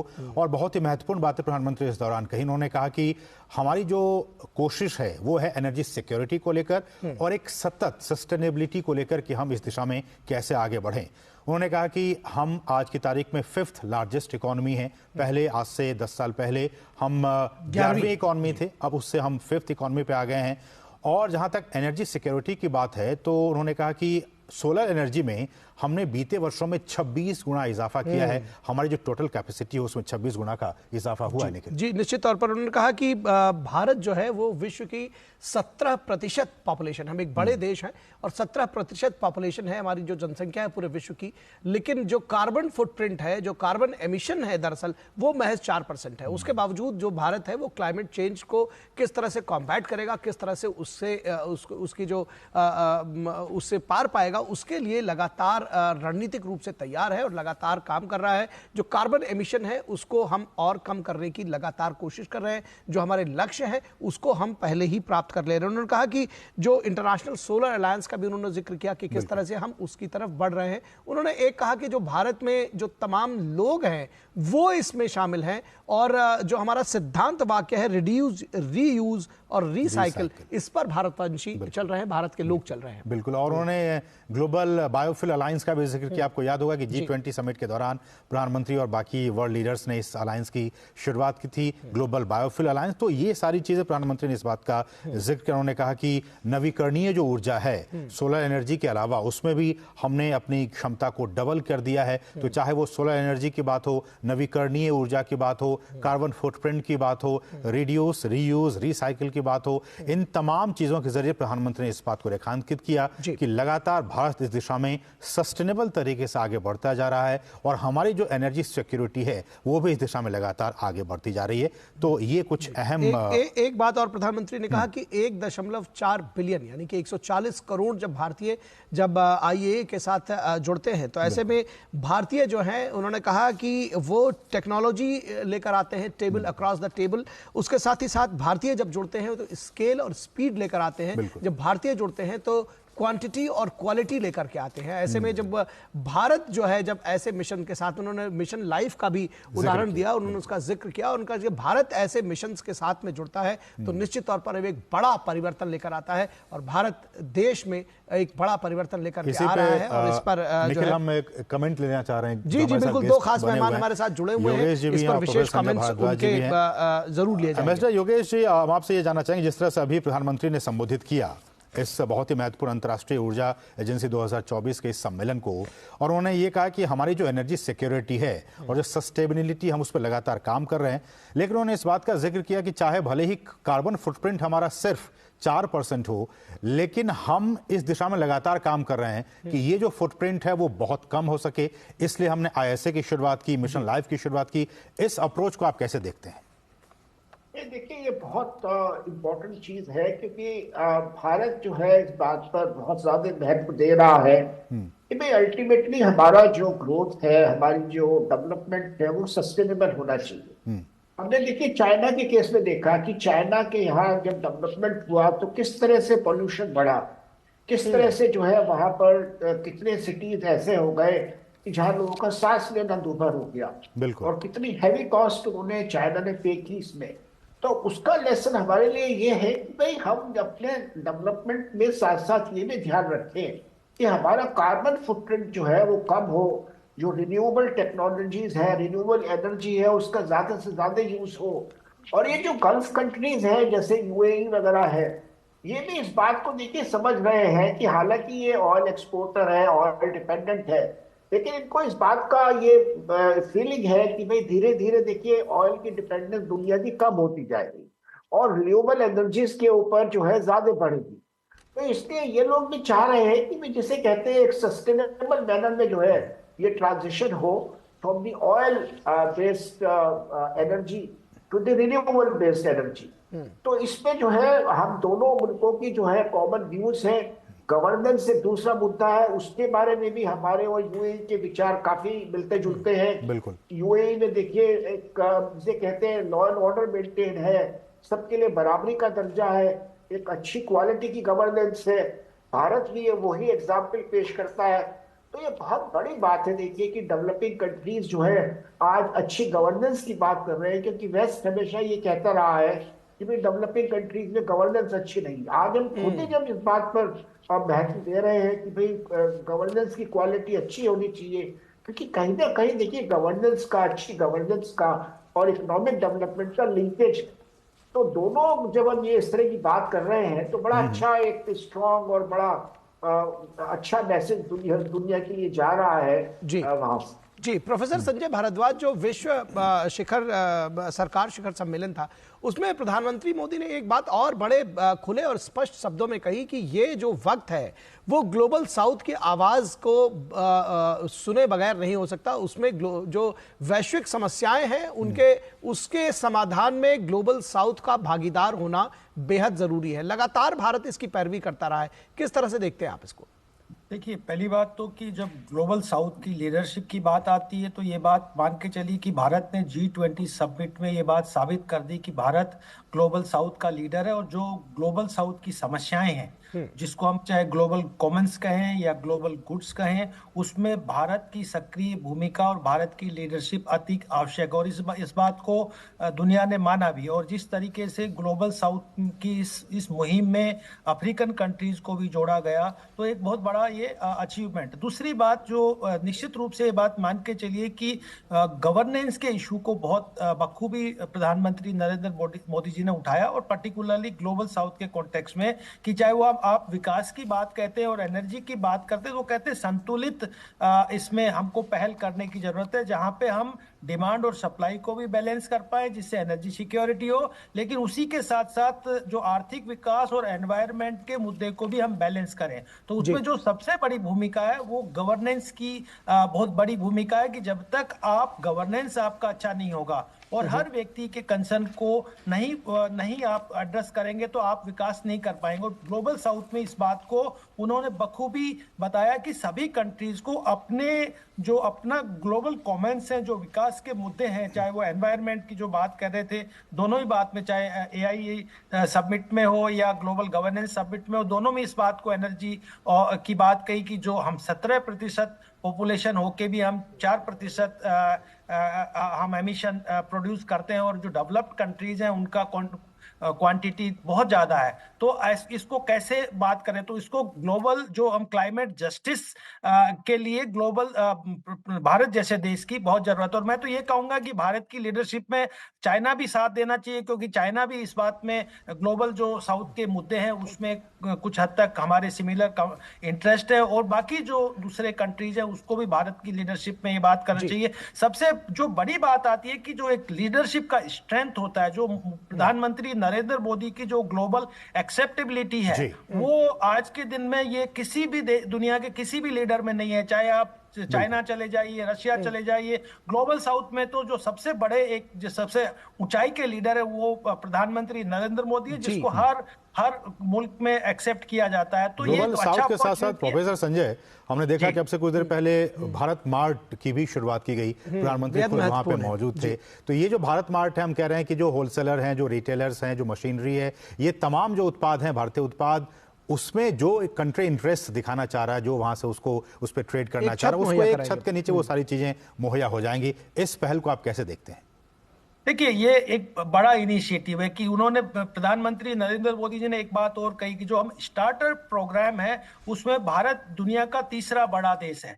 तो हम जिस तरीके से मैन्युफैक्चरिंग सेक्टर में आगे बढ़ रहे हैं, सर्विस सेक्टर के बाद जो मैन्युफैक्चरिंग सेक्टर है, तो हमको निश्चित रूप से मार्केट और जो भारत की जो ट्रेडिशनल जो प्रोडक्शंस हैं उसको दुनिया के सामने इंट्रोड्यूस करने की जरूरत है। और ये बात आप मान के चलिए कि जिस तरीके से हमारे UAE या मिडिल ईस्टर्न कंट्रीज के साथ संबंध बने हैं, उसका एक बहुत बड़ा कारण है जो डिमांड और सप्लाई की। हमको निश्चित रूप से अपनी इकोनॉमी को सस्टेन करने के लिए एनर्जी चाहिए, और भारत को एक बड़ा मार्केट चाहिए जो अपने मैन्युफैक्चरिंग गुड्स हैं उसको सेल करने के लिए। और ये जो भारत मार्ट बनाया है, भारत अपने आप में एक ट्रेडिशनल भारत की संस्कृति से जुड़ा हुआ शब्द है, और उसको मार्ट को की प्रोडक्शंस तो उसको ना केवल मिडिल ईस्ट में बल्कि पूरे अफ्रीकन कंट्रीज में, क्योंकि पूरा ये एक कंटिन्यूअस रीजन है, और इसमें एक बड़ा भूमिका जो होगी वो इंडिया मिडिल ईस्ट जो इकोनॉमिक कॉरिडोर बन रहा है उसके माध्यम से जो गुड्स का एक सप्लाई चेन डेवलप होगा कि मिडिल ईस्ट में जाएगा, अफ्रीकन कंट्रीज में जाएगा और यूरोप में जाएगा। तो भारत एक बहुत बड़ा एक मैन्युफैक्चरिंग हब बनने वाला है, जिसके लिए एक मार्केट की तलाश है, और एक बहुत सोची समझी रणनीति के माध्यम से भारत ने ये भारत मार्ट बनाया है। और निश्चित रूप से मुझे लगता है कि भारत का जो एक ग्रोथ, एक जो चलता हुआ जो बढ़ता हुआ ग्रोथ है, इकोनॉमिक ग्रोथ है, वो सस्टेन करेगा, और एक अच्छे संकेत के रूप में मैं इसको देख रहा हूँ। जी, निश्चित तौर पर एक बड़ा संकेत है, एक बेहतर संकेत है। बहुत शुक्रिया प्रोफेसर संजय भारद्वाज हमारे साथ जुड़ने के लिए, और एम्बेसडर योगेश गुप्ता आपका भी हमारे साथ जुड़ने के लिए बहुत शुक्रिया, बहुत धन्यवाद, और इस विषय पर विस्तार से चर्चा करने के लिए। तो बिल्कुल, तो इसके साथ ही इस विशेष कार्यक्रम में जो पीएम मोदी का, प्रधानमंत्री नरेंद्र मोदी का जो ये UAE का दौरा है, और उसके साथ जो इसके बाद जो कतर का दौरा है, उसके इस कार्यक्रम में हम जरूर विदा ले रहे हैं अपने दर्शकों के साथ में, लेकिन इससे जुड़ी हुई जो हमारी लगातार कवरेज है उससे हम आपको जो घटनाएं वहाँ हो रही है उससे रूबरू बनाए रखेंगे, और आपको ज़रूर दिखाते रहेंगे वहाँ से जो लाइव डिबेट्स हैं, जो डिस्कशंस हैं, उसके साथ साथ जो वहाँ पे जो लाइव कवरेज है वो भी आपको दिखाते रहेंगे। तो आप DD न्यूज़ के साथ ज़रूर बने रहें। हमको दीजिए इजाज़त, मुझे और असीम को दरअसल दीजिए इजाज़त। नमस्कार।